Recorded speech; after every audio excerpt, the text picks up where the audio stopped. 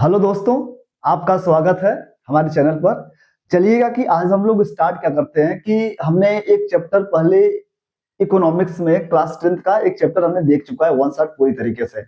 तो आज हम लोग स्टार्ट करेंगे सेकेंड चैप्टर इकोनॉमिक्स का, जिस चैप्टर का नाम है sector of Indian economics. Sectors of the Indian economics. इसे हम पूरी तरीके से वन शॉट करेंगे और पूरी तरीके से कंप्लीट करेंगे। आप देखेंगे कि आपका एग्जाम 16 फरवरी से स्टार्ट है, आपका 16 फरवरी या 17 फरवरी से स्टार्ट है। आपको देखेंगे कि ये चीजें हम लोग पूरा करेंगे, ठीक है।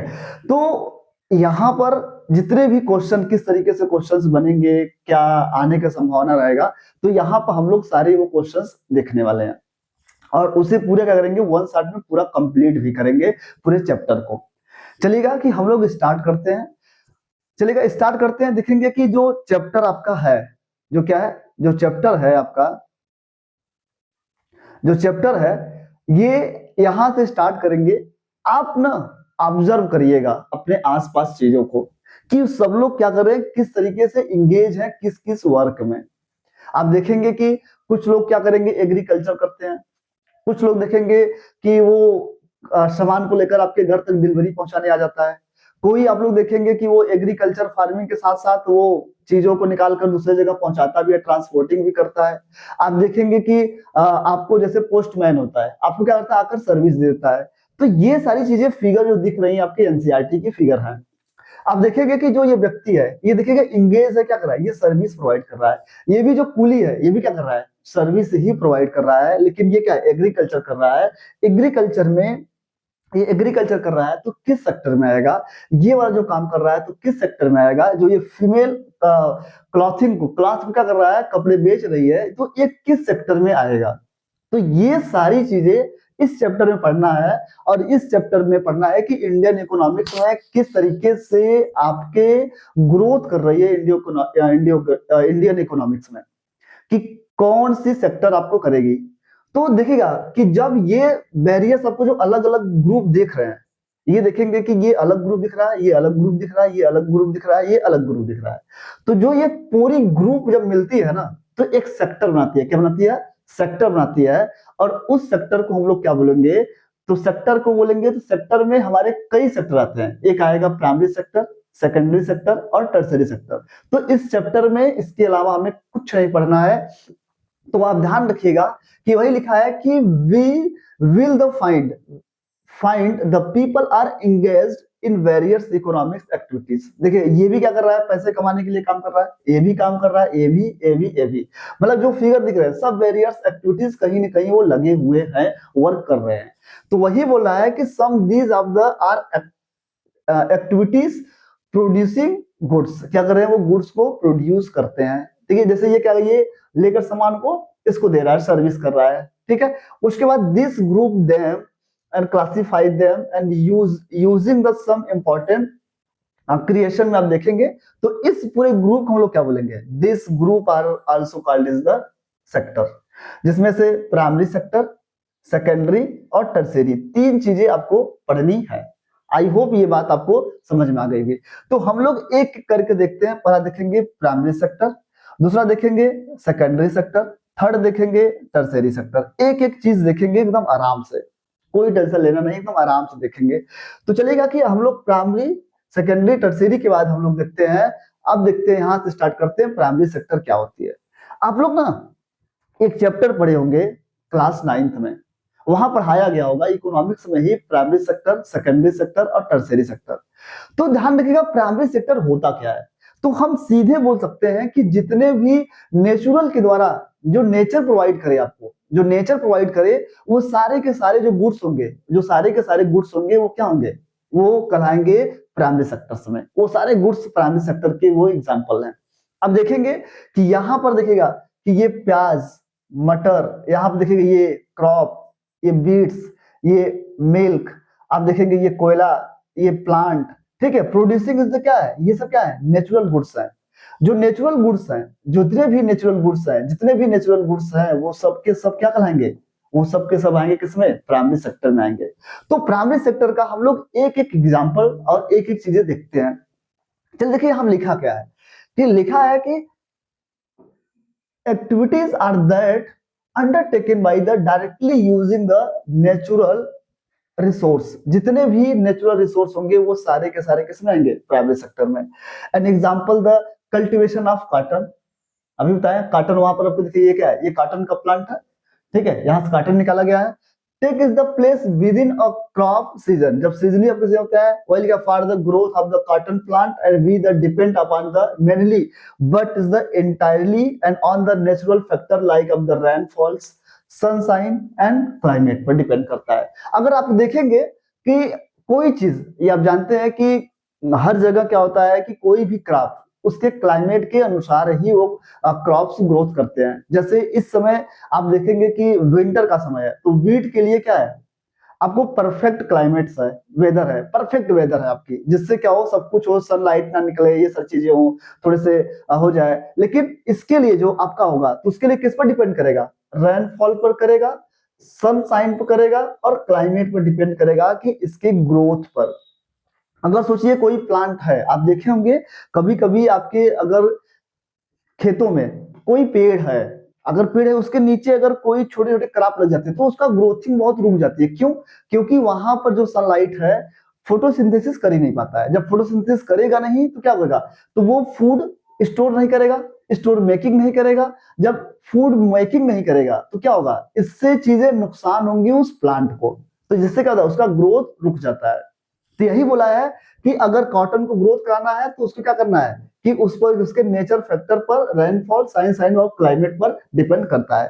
तो वही लिखा है, similarly is the case the activities, जैसे डेयरी पर with the dependent upon the biological process of the animals and the availability of the fooder, and when the production produce a good by of the exploiting nature and resource and activities the primary sector। यही मैंने बताया कि primary sector में वो सारी चीजें आएंगी, आपको वो सारी चीजें आएंगी जो नेचर के द्वारा प्रोवाइड की जाए। अब देखिए ना, यहाँ पे एक वर्ड लिखा है, biologically process of the animal. इस वर्ड को समझते हैं। ये वर्ड क्या बोल रहा है कि आप देखेंगे कि हम लोगों के जो एनिमल्स होते हैं, हम लोगों की जो गाय होती है, वो 1 लीटर 2 लीटर दूध देने में हालत बिगड़ जाती है। लेकिन जब हम लोग क्रॉस ब्रीड लाते हैं, हाइब्रिड्स लाते हैं, जैसे आप लोग सुने होंगे अलग अलग टाइप की आपको एनिमल्स आती है, चाहे वो गाय हो चाहे वो भैंस हो। आप देखेंगे कि जैसे घोड़ा और वो सॉरी हार्स और वो एस गधा, मतलब घोड़ा और गधा को जब क्रॉस कराते हैं तो क्या करता है, एक हमें नए टाइप का एक प्रोडक्ट मिलता है जिसे हम लोग खच्चर बोलते हैं। तो इसी टाइप से क्या करते हैं कि हम लोग किसी भी जीन को लेंगे, आप लोग क्लास 10 9 में पढ़े होंगे इंप्रूवमेंट फूड एंड रिसोर्स, वहां पर ये चीजें बताई गई होंगी। जब क्या होता है, ब्रीडिंग कराई जाती है, तो मतलब कि अगर किसी एक एनिमल के साथ, एक एनिमल के दूसरे एनिमल के साथ क्या करेंगे, ब्रीड कराएंगे, जो प्रोडक्शन मिलेगा वो क्या कराएगा, ब्रीड कराएगा। अगर सपोज करिए कि अगर कोई हमारे पास एक ऐसी गाय है कि जिसके पास क्या है, मिल्क बहुत सारा दूध देती है, वो मतलब 6 लीटर 7 लीटर दूध देती है, और एक गाय हमारे पास है कि वो बहुत कम खाना खाती है, मतलब कि बहुत कम फूड स्टोर करती है, बहुत कम खाती है। क्या करेंगे, उसके साथ ब्रीड कराएंगे और उसको दोनों को जीन निकालकर एक साथ ब्रीड कराकर एक नया चीज निकालेंगे। और वो जो सोचिएगा कि जो उसके साथ है, जो दूध दे रही है, वो दूध भी देगी बहुत अच्छा खासा, और जो वो होगा उसके साथ क्या होगा, वो कम खाना भी खाएगी। तो इससे क्या होगा, इससे क्या होगा कि हमें एक नए बायोलॉजिकली प्रोसेस से क्या मिला, एक एनिमल्स मिला। तो वही बोला है कि biologically process of the animals and availability of the fodder, क्या होगा कि वो फूडर भी कम हो जाएगी, जिससे क्या होगा, ये सारी चीजें क्या आएंगी, प्राइमरी सेक्टर में। किसमें आएंगी, प्राइमरी सेक्टर में आएंगी। तो प्राइमरी सेक्टर जो होगा वो सारा का सारा किसमें आएगा, हम बोल सकते हैं वो क्या है, एग्रीकल्चर सेक्टर। तो सीधे बोल सकते हैं जो नेचर प्रोवाइड करेगा, जो नेचुरली गुड्स प्रोवाइड करेगा, वो सारे के सारे किसमें आ जाएंगे, मतलब जितने भी नेचर रिसोर्स होंगे वो सारे के सारे किसमें आएंगे, प्राइमरी सेक्टर में आएंगे। ये आई होप ये बात हमारी समझ में आ गई होगी। ठीक है, चलेगा कि हम लोग अब क्या करते हैं, प्राइमरी सेक्टर के बाद देखते हैं, अच्छा क्यों जरूरी है कि हमें प्राइमरी सेक्टर की ही क्यों सबसे पहले जरूरी है। देखिएगा, जैसे देखिएगा ये यहाँ पर देखिएगा कि ये जितने भी नेचर्स है ये भी प्राइमरी सेक्टर है, ये फिशिंग कर रहा है ये भी प्राइमरी सेक्टर है, ठीक है, ये एग्रीकल्चर क्रॉपिंग कर रहा है ये भी प्राइमरी सेक्टर है, ये देखिए जो एनिमल्स है ये भी क्या है, प्राइमरी सेक्टर्स है, ये देखिएगा ये भी क्या है, पेड़ों को यहाँ पे दिख रहा है, घर शेल्टर्स बना रहे हैं, ये भी क्या है, प्राइमरी सेक्टर्स है, ये देखिएगा ये एग्रीकल्चर कर रहा है ये भी क्या है, प्राइमरी सेक्टर्स हैं। ये सब इसके एग्जांपल है प्राइमरी सेक्टर्स के। तो वही बोल रहा है कि क्यों जरूरी है हमें वाई प्राइमरी सेक्टर्स, क्योंकि आपको पता है कि मेनली सबसे ज्यादा कोई भी प्रोडक्शन होता है तो किससे होता है, प्राइमरी सेक्टर से ही होता है। मैन्युफैक्चरिंग भी की जाएगी तो प्राइमरी सेक्टर के गुड्स को हम कह सकते हैं कि प्राइमरी सेक्टर एक तरीके से रॉ मटेरियल हमें प्रोवाइड करता है किसी चीज को। अगर हमने ये कपड़े पहने हुए हैं तो कहीं से क्या हुआ है, ये तो बनाया ही गया होगा, मैन्युफैक्चरिंग की गई है। तो जो इसका रॉ मटेरियल लगे होंगे, जो इसमें रेशम लगे हुए हैं, वो कहां से आया होगा, वो किसी प्लांट से ही आया होगा, आया नहीं आया होगा। तो ये सारी चीजें, जैसे ये प्लास्टिक बनाई होगी तो ये भी क्या होगा, किसी न किसी रॉ मटेरियल से पहले बनाया गया होगा।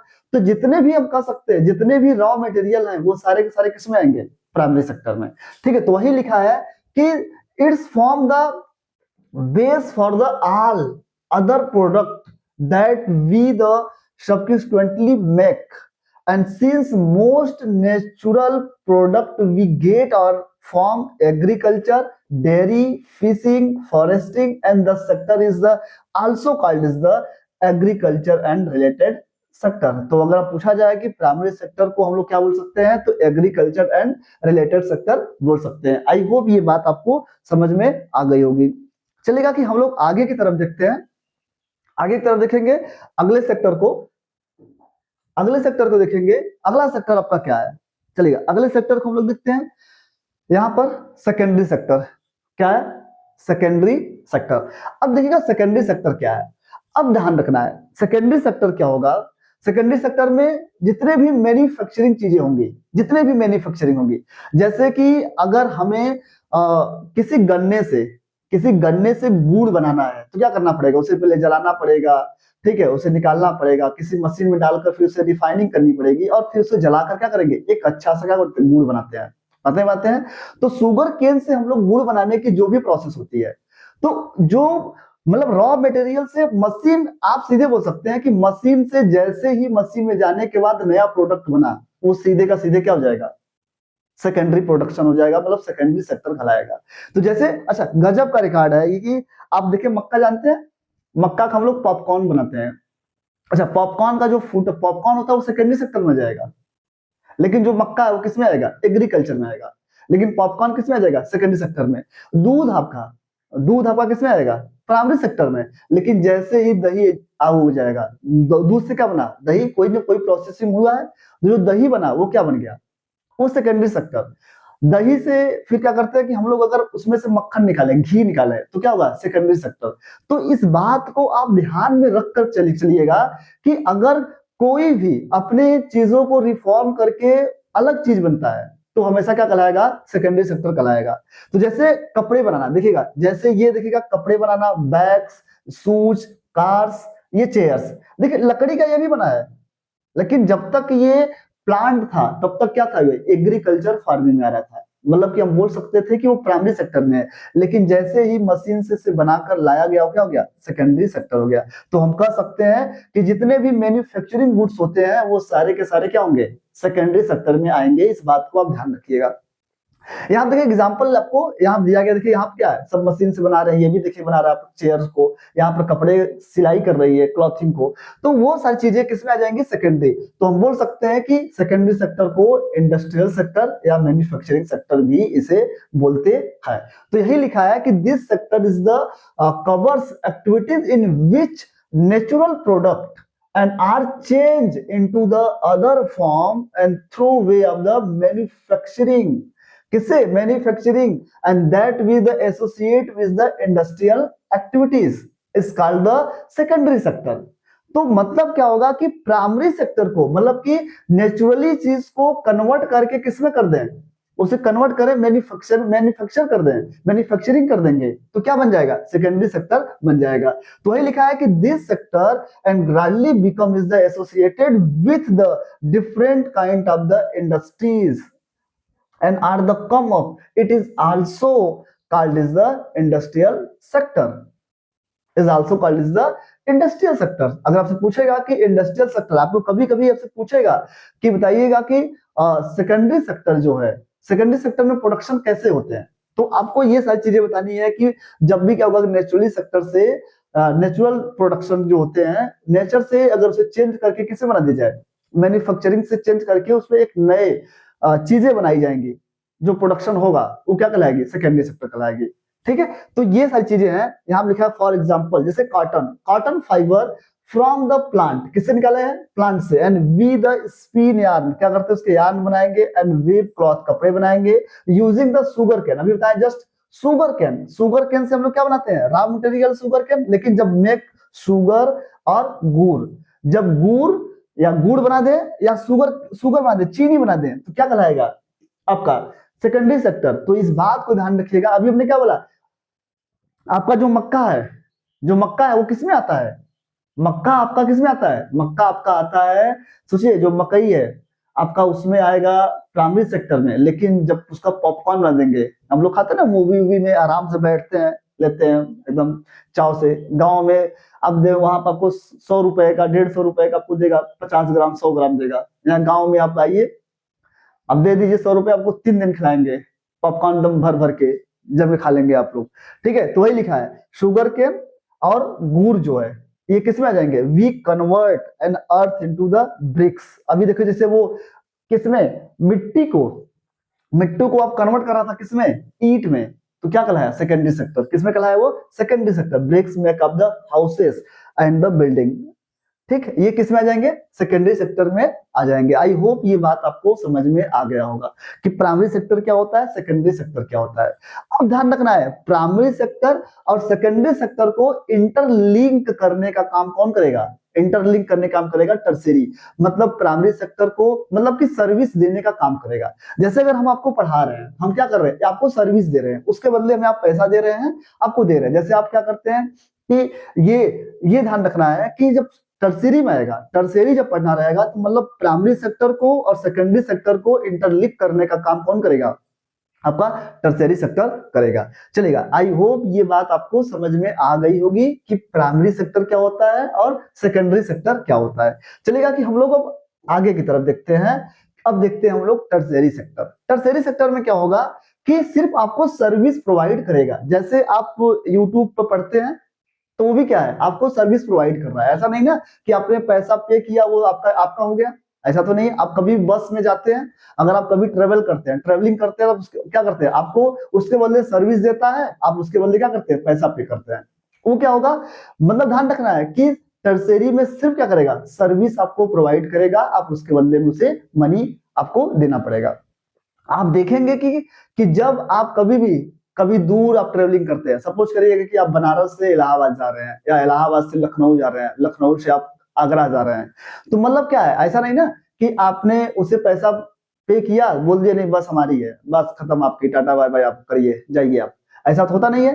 तो मतलब क्या है? मतलब ये है कि जो प्राइमरी सेक्टर है और सेकेंडरी सेक्टर को इंटरलिंक करेगा। जैसे कि हमने बहुत सारा टमाटर प्रोडक्शन किया, अब उसे ट्रांसपोर्ट करना है, कैसे करेंगे? तो उसको डिवाइड किया गया टर्शियरी में।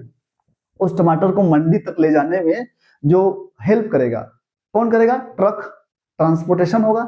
जो ट्रांसपोर्टेशन होगा, लेकिन जो ट्रक है वो सेकेंडरी में आएगा। क्यों? क्योंकि सेकेंडरी ट्रक जो बनाया गया वो आयरन से बनाया है, लोहे से बनाकर उसे मैन्युफैक्चरिंग करके ट्रक बनाया गया। जैसे कि अगर ये बोर्ड देखेंगे, ये बोर्ड ये बोर्ड देखेंगे, ये मैन्युफैक्चरिंग की गई है, तो ये क्या है? सेकेंडरी सेक्टर में। लेकिन जब हम आपको सर्विस प्रोवाइड कर रहे हैं, वो किसमें आएगा? टर्शियरी में जाएगा। जैसे स्कूल किसमें आएगा? टर्शियरी में आएगा। क्यों? स्कूल आपको सिर्फ आपको सर्विस प्रोवाइड करती है, पढ़ाते हैं बस और कुछ नहीं। लेकिन जो उसका बिल्डिंग है, जो बिल्डिंग बनी है, वो किस में आएगा? सेकेंडरी सेक्टर में आएगा। बात समझ आ गया? मतलब कि जो आपको सर्विस प्रोवाइड करेगा वो किस में आएगा? सेकेंडरी में, सॉरी, वो टर्शियरी में आएगा। और जो जो मैन्युफैक्चरिंग से बना है वो किस में आएगा? सेकेंडरी में आएगा। तो वही लिखा है कि टर्शियरी, देखो इसमें क्या करेगा? आपको सर्विस प्रोवाइड कर रहा है, ये सर्विस प्रोवाइड किया, ये भी सर्विस प्रोवाइड किया। सब्जी बेचने वाला क्या कर रहा है? आपको सर्विस प्रोवाइड कर रहा है। ठीक है, टेलीफोन हो गया, कंप्यूटर हो गया। ठीक है, ये हेल्प करेंगे आपको अदर सेक्टर को आपको डेवलप करने में। ठीक है, अगर सोचिए सर, अब सोचिए हमने बहुत सारा टमाटर निकाल लिया है, टमाटो निकाला, लेकिन क्या है? हमारे पास बाजार ही नहीं है, सर्विस सही नहीं है, तो टमाटर क्या करेंगे? टमाटर नुकसान ही होगा ना, होगा नहीं होगा नुकसान?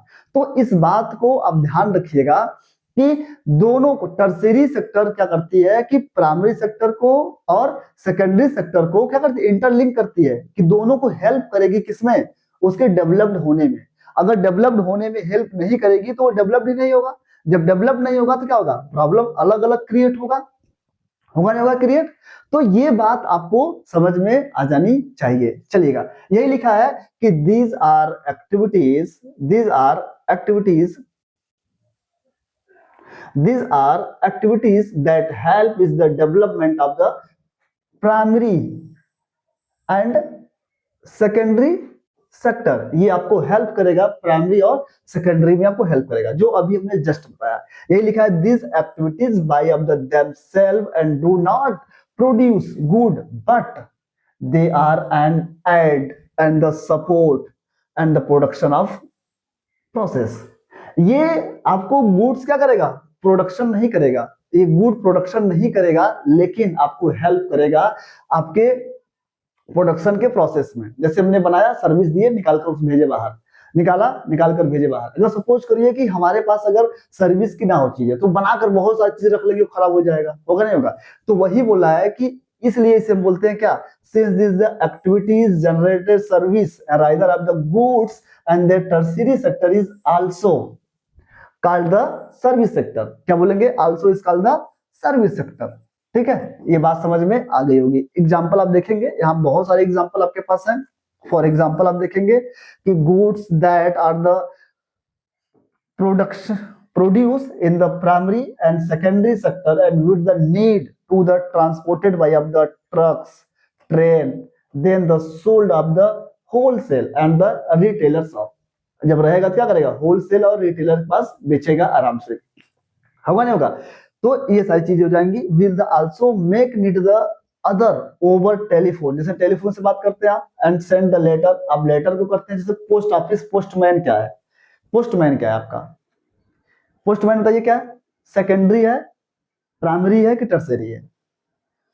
किस में आएगा वो आएगा टर्शियरी में। क्यों आएगा? क्यों? आपको सर्विस प्रोवाइड कर रहा है। टीचर्स किस में आएंगे? वो आपको सर्विस प्रोवाइड कर रहा है। ठीक है, वो क्या कहलाएगा आपका? हो जाएगा, जैसे आपको कॉलिंग कर रहे हैं, बात कर रहे हैं, वो भी कैसे में आ जाएगा? वो आ जाएगा सर्विस प्रोवाइड करने में। ठीक है, जैसे आपकी जितनी भी कंपनियां हैं, जैसे आपको एयरटेल कंपनी हो गई, बीएसएनएल हो गई, जियो हो गई, ये सब किस किस सेक्टर में आएंगे? आपको सर्विस वो प्रोवाइड कर रहे हैं, उसके बदले आप पैसे दे रहे हैं उनसे, बस। ठीक है, तो ये सब किस में आ जाएंगे? टर्शियरी में जाएंगे। लेकिन जो आपका मोबाइल है, मोबाइल जो मैन्युफैक्चरिंग करके बनाई गई है, जो उसके पार्ट्स हैं, वो किसमें सब आएंगे? वो आएंगे सेकेंडरी में। ठीक, चलेगा, वही आपको लिखा है कि will also make need the telephone, send the letter and communication are the borrow of the money and from bank. Bank भी क्या करती है आपको?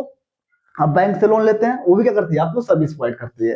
ठीक है, and help the production of the trade and the transportation, storage, communication, banking, trade and some example for the tertiary activities. तो इस बात को ध्यान रखना है कि ये सब आपको डायरेक्ट, आपको डिक्टो एनसीईआरटी के आपके एमसीक्यू आपको आते हैं कि दे देगा आपको कि कौन कौन से आपको प्राइमरी सेक्टर में है, कौन कौन सेकेंडरी में है, कौन कौन टर्शियरी में है। आपको अगर पता होगा आप कर लेंगे। आई होप ये बात आपको समझ में आ गई होगी कि प्राइमरी सेक्टर क्या होता है, सेकेंडरी सेक्टर क्या होता है और टर्शियरी सेक्टर क्या होता है। ठीक है, जैसे आपको देखिएगा अभी ये एग्जाम्पल दिख रहा है, एग्जाम्पल दिख रहा है कि ये देखिए लिखा है ना, tertiary sector of the financial service. Bank और आपको क्या कर रही है? टर्शियरी में आ रही है। ये भी देखिएगा, ये बात कर रहे हैं आपस में, यहाँ सब बात कर रहे हैं, ये भी क्या है? टर्शियरी में है। ये भी किस में आ जाएगा? टर्शियरी में आ जाएगा। ये आपको सर्विस प्रोवाइड कर रहा है, आपने सब्जी लिया, उसके बदले आपको खड़ा होकर सब्जी दे दिया, सेल किया। Tertiary sector and financial service, retail and sale. ठीक, सेक्टर में आपको आ जाएगा कस्टमर सर्विस। टेलीफोन की बात करेंगे, किसमें आ जाएंगे? ये सब आपको आ जाएंगे किसमें? टर्शियरी सेक्टर में आ जाएंगे। आई होप ये बात आपको समझ में आ गई होगी। चलेगा कि हम लोग एक बार क्या करते हैं कि रिवीजन करते हैं, प्राइमरी सेक्टर क्या है, सेकेंडरी क्या है, टर्शियरी क्या है। देखिएगा कि प्राइमरी सेक्टर क्या है आपका। हमने बोला कि जितने भी प्राइमरी सेक्टर क्या होंगे कि आपने दिमाग में रिकॉल करते रहिएगा। ठीक है, प्राइमरी सेक्टर हमने क्या बताया कि ये क्या होता है कि ये नेचुरल रिसोर्स होते हैं, कह सकते हैं कि एक तरह के रॉ मटेरियल, कि ये हम कह सकते हैं कि एग्रीकल्चर चीजें होती हैं, जिसमें से हमें फ्लावर्स, ये भी किसमें आ जाएगा?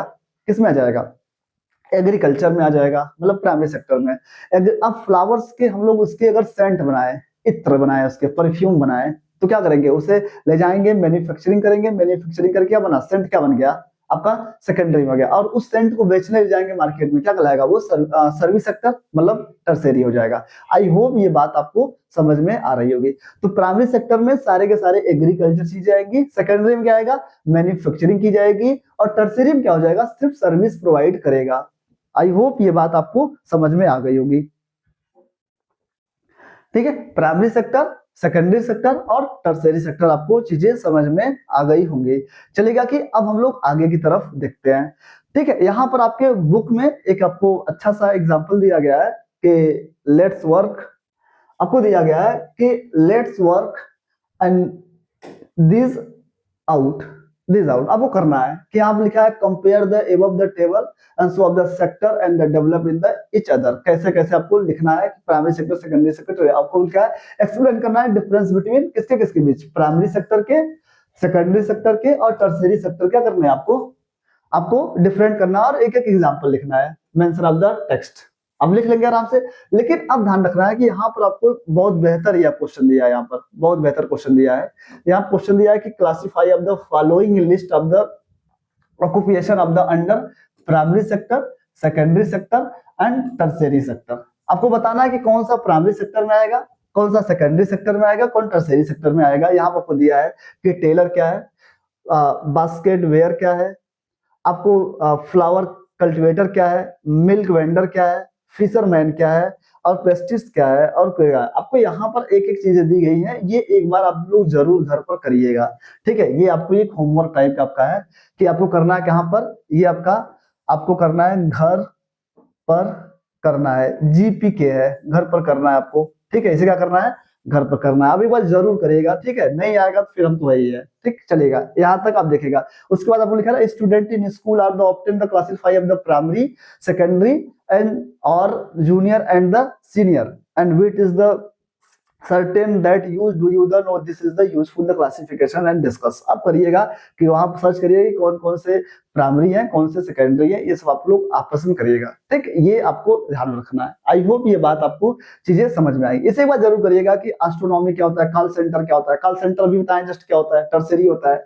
हमने क्या बोला कि जो प्राइमरी चीजें हैं जैसे मनी लेंडर्स जो मनी लेते हैं वो भी क्या है, वो भी आपके टर्सरी में आ जाएंगे। ठीक है आपको, ठीक है, यहाँ देखिएगा कि फ्लावर जो कल्टीवेटर होता है, जो फ्लावर कल्टीवेट कर रहा है वो क्या जाएगा? प्राइमरी सेक्टर में आ जाएगा। ठीक, वही आपको टेलर किस में आ जाएगा? टेलर आपको क्या मैन्युफैक्चरिंग काम कर रहा है, वो किस में आ जाएगा? सेकेंडरी में आ जाएगा। ठीक है, यहाँ पर हमने आपको चीजें बता दे रहे हैं। ठीक है, फिशरमैन किस में आ जाएगा? फिश पकड़ता है, फिश पकड़ के बेचता है, वो किस में आ जाएगा? प्राइमरी सेक्टर में आ जाएगा। तो ये सारी चीजें आपको ध्यान में रखना है। चलेगा कि हम लोग अब आगे की तरफ देखते हैं। अभी तक हमने देखा क्या? प्राइमरी सेक्टर, सेकेंडरी सेक्टर और टर्सरी सेक्टर, तीन चीजें देखा है। आई होप ये बात आपको समझ में आ गई होगी। चलेगा कि हम लोग अब आगे की तरफ देखते हैं। यहाँ लिखा है कि हम लोग कंपेयर कैसे करेंगे थ्री सेक्टर्स को। तो ध्यान रखना है कि सबसे बड़ी प्रॉब्लम यही है कि प्राइमरी सेक्टर, सेकेंडरी सेक्टर और टर्सरी सेक्टर को यहाँ हमें पढ़ना है कंपेयरिंग द थ्री सेक्टर्स। मतलब कि थ्री सेक्टर्स में किसको किसको? प्राइमरी, सेकेंडरी और टर्सरी को क्या करनी है? हमें कंपेयर करना है। क्या करना है? कंपेयर करना है। कंपेयर कैसे करेंगे? सबसे बड़ी प्रॉब्लम ये है। आप देखेंगे कि सबकी अपनी अपनी जगह पर सबका अपना बेस्ट काम है। अगर सपोज करिएगा कि हम, अगर आपके एनसीईआरटी में बहुत बेस्ट एग्जांपल है कि अगर हमारे पास एक कार अगर बनाएंगे, कार बनाए और एक क्या किए? कील प्रोडक्शन किए। तो जो कील 10,000 प्रोडक्शन किए, कार आपको एक प्रोडक्शन की है, क्या दोनों को कंपेयर करना जरूरी है? नहीं। कार का अपना एक काम है, नील का अपना एक काम है, जो कील है उसका एक अपना काम है, लेकिन उसकी जो वैल्यू होगी, उसकी जो वैल्यू, कार की वैल्यू और उस कील की वैल्यू अलग होगी नहीं होगी? तो हमें कंपेयर करने के लिए हमें नंबर ऑफ प्रोडक्शन नहीं देखना है, हमें देखना है कि उसमें वैल्यू, उसके क्वांटिटीज को नहीं देखना है, हमको उसके वैल्यू को, एडेड को देखना है। अगर सोचिए कि अगर हम कार को अगर बेच देंगे तो 50 किलो, अगर हम क्या करेंगे 50 केजी, 50 केजी अगर हम उस कील को बेचेंगे तब भी उसके दाम को नहीं निकाल पाएंगे, है नहीं है? तो इस तरीके से हमें कंपेयर करना और पढ़ना है।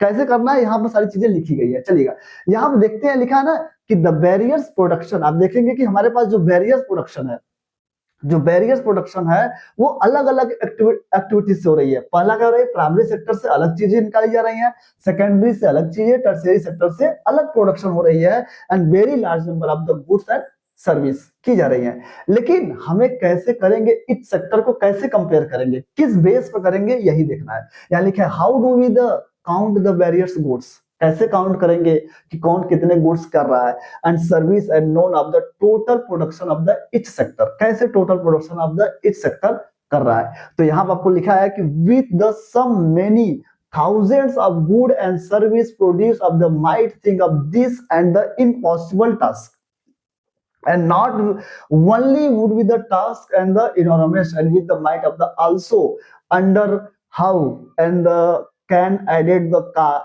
up the cars and computers, nails and the furnitures, and it would not make up the sense। अब ऐसा नहीं ना कि हम लोग कार का कंपेयर कंप्यूटर से करें, कंप्यूटर का कंपेयर नेल से करें, नहीं, ये नहीं करना है।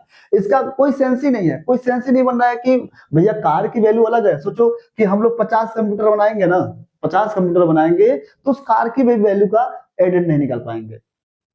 तो यही बात कर रहा है कि हम लोग कंपेयर नहीं, वही लिखा है कि दे गेट, यहाँ ध्यान रखना है कि सबसे बड़े क्या था, इकोनॉमिक्स लोग क्या उसे कंपेयर किए, वही लिखे to get around this problem को सॉल्व करने के लिए। तो इकोनॉमिक्स क्या किए, सजेस्ट किए कि value of goods and service and should be the used rather and then adding the actual numbers, है ना, जो एक्चुअल नंबर्स है उसमें आपको उसके वैल्यूज को ऐड करना है, ना कि क्वांटिटीज को।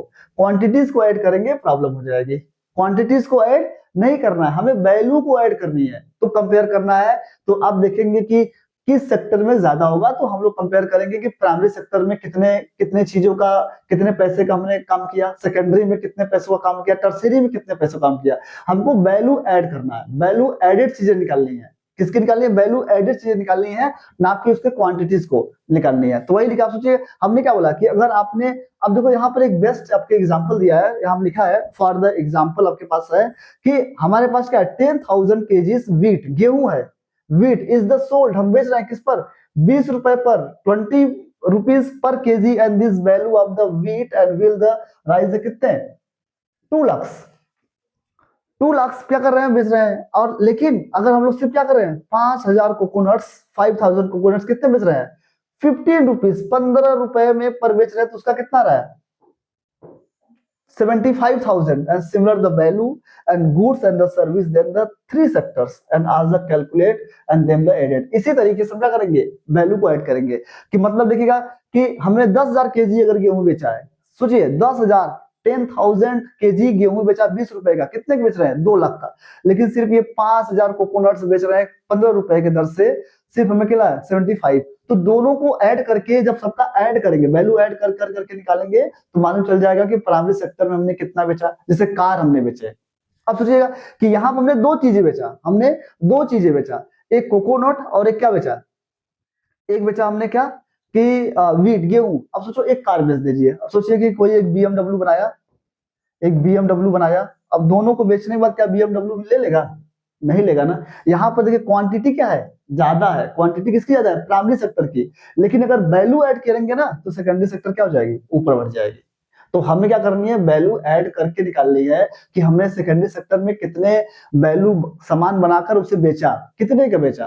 वो जो सोल्ड करेंगे ना उसकी वैल्यू एडेड करेंगे, कितना हमने प्रोडक्शन किया और कितने प्रोडक्शन करने के बाद उसके प्राइस क्या है, उसके वैल्यूज क्या है, तो उसको ऐड करना है, ना कि उसके क्वांटिटीज को ऐड करना है। क्वांटिटीज देखेंगे तो यहाँ क्या होगा, यहाँ पर आपको अलग मिलेगा, यहाँ 10,000 केजी है और आपको क्या है 5,000 कोकोनट है। और लेकिन यहाँ पर देखेंगे सिर्फ एक कार आप बनाएगा, एक कार बनाने के बाद क्या किया, उसे बेचा, बेचने के बाद क्या करेगा, इन दोनों को कंपेयर करेंगे, नहीं कंपेयर करेंगे। तो जो इकोनॉमिक्स थे ना, उन्हें सजेस्ट किया कि हमें वैल्यू ऐड करनी है, ना कि क्वांटिटी। तो हम लोग कंपेयरिंग करेंगे द 3 सेक्टर का इसी बेस पर कि कितने कितने प्राइमरी सेक्टर में कितना वैल्यू ऐड हुआ हमारे इकोनॉमिक्स में, सेकेंडरी सेक्टर में कितना इकोनॉमिक्स हमारे ऐड किया, और टर्शियरी सेक्टर में कितना इकोनॉमिक्स ऐड किया। तो ये सारी चीजें करनी है, यही हमारा क्या है, कंपेयरिंग करना है। तो वही लिखा है कि इसे प्रिकॉशन कैसे करना है, इसे देखना है कि यहाँ पर लिखेगा ना comparing the calculating various sectors and economics, कैसे करेंगे। तो ध्यान रखना, हमने क्या बोला कि पहले सबसे पहले क्या करेंगे कि not every good that is the production and sold need the counted, वो नहीं काउंट करेंगे, हमें देखना है फाइनल गुड्स एंड सर्विस। पहले देखना है क्या फाइनल गुड्स एंड सर्विस क्या है, उसके बाद क्या देखना है इंटरमीडिएट गुड्स एंड सर्विस क्या होता है, उसके बाद देखना है कि intermediate goods and service and already the ये। अब समझना है आपको एकदम अच्छे से, एकदम बेहतर चीज से समझिएगा, एकदम मजा आने वाला है। देखिएगा कि समझिएगा कि हमने क्या बोला आपसे कि फाइनल गुड्स क्या होता है, पहले फाइनल गुड्स सर्विस क्या होता है, पहले इसको समझना एकदम बेहतर चीज से, इसमें टेंशन नहीं लेना है। कि यहां पर अगर हमें देखें, सपोज करिएगा, चलेगा कि हम आपको एक चीज समझाते हैं और देखते हैं कि क्या होता है, ठीक, एकदम अच्छे समझिएगा। सपोज करिएगा कि एक बाबा जी हैं, क्या है बाबा जी, बाबा जी का नाम सुने होंगे, बाबा रामदेव का। बाबा जी रामदेव बड़ा एकदम जुनूनी व्यक्ति है, बेचते हैं मजा आ जाता है गुरु। अब देखिएगा ना करते क्या है कि हम लोग समझेंगे कि अगर सपोज करेगा कि बाबा जी ने, अब बाबा जी जितने भी सामान निकालते हो हिमालय से ही निकालते हैं। हमको बोल कभी कभी लगता है कि वो कहते हैं ना कि बाबा जी जहाँ कुछ होगा कि ये इतने वर्षों से आया हुआ है, इतने वर्षों का दफन हुआ, हिमालय से निकाली गई जड़ी बूटी, फिर वो बनाएंगे एलोवेरा जेल बनाएंगे, उसके बाद टाटा नमक बना, सॉरी नमक बना देंगे, टाटा नमक तो दूसरी कंपनी की है, तो नमक बना देंगे। और अच्छा उनकी एक्सपायरी डेट देखेंगे बहुत कम दिखेगी, एक्सपायरी डेट देखेंगे तो सोचिए बाबा जी ना बहुत कम समय में क्या करते हैं, वो जाकर ये कहिए कि वो हिमालय में एक्सपायर नहीं करता, वो निकालेंगे उसकी एक्सपायरी डेट कम होगी। आप सोचिए कि बाबा जी ने क्या किया कि सपोज करिएगा कि बाबा जी ने वहां से गया क्या हिमालय से, कहां से हिमालय से क्या किए, वहां से गए एक बूटी निकाले, जड़ी बूटी, ये नमक साल्ट बनाए, क्या बोलते मान लेते हैं वो साल्ट बनाने के लिए एक प्रोसेसिंग करते हैं, साल्ट बनाने के लिए प्रोसेसिंग करते हैं, मानते हैं साल्ट बनाने के लिए गए, साल्ट वहां गए खुदाई उदाई करेंगे, भैया उस जड़ी बूटी को निकालेंगे, जड़ी बूटी निकालेंगे होगा कुछ ना कुछ पैसा खर्च होगा, नहीं खर्च होगा, खर्च होगा। जब खर्च होगा, जब क्या होगा खर्च होगा, तो क्या होगा जब खर्च होगा तो फिर क्या करेंगे उस जड़ी को निकालेंगे, उस जड़ी बूटी को जब निकालेंगे, मान लेते हैं कि ये हमारी जड़ी बूटी है साल्ट बनाने वाली, ये साल्ट वाली क्या है जड़ी बूटी, मान लेते हैं कि यहां से इस साल्ट को बनाने में क्या किए कि 20 रुपए खर्च किए, कितना 20 रुपीज। अब फिर 20 रुपीज खर्च करने के बाद फिर क्या किए बाबा जी, फिर लाएंगे अपने मैन्युफैक्चरिंग कंपनी में, अब फिर मैन्युफैक्चरिंग क्या करेंगे, फिर उस साल्ट को प्रोसेसिंग करेंगे, फिर बनाने के लिए बनाएंगे, फिर मान लेते हैं कि लाने और खाने में क्या हुआ, मान लेते हैं कि 10 रुपए खर्च हुआ, 10 रुपए खर्च होने के बाद क्या हुआ कि उसे मशीन से क्या किए रिफाइन किए, रिफाइनिंग करके फाइनली क्या किए उसे साल्ट बना दिए, क्या बना दिए फाइनली क्या किए साल्ट बनाए।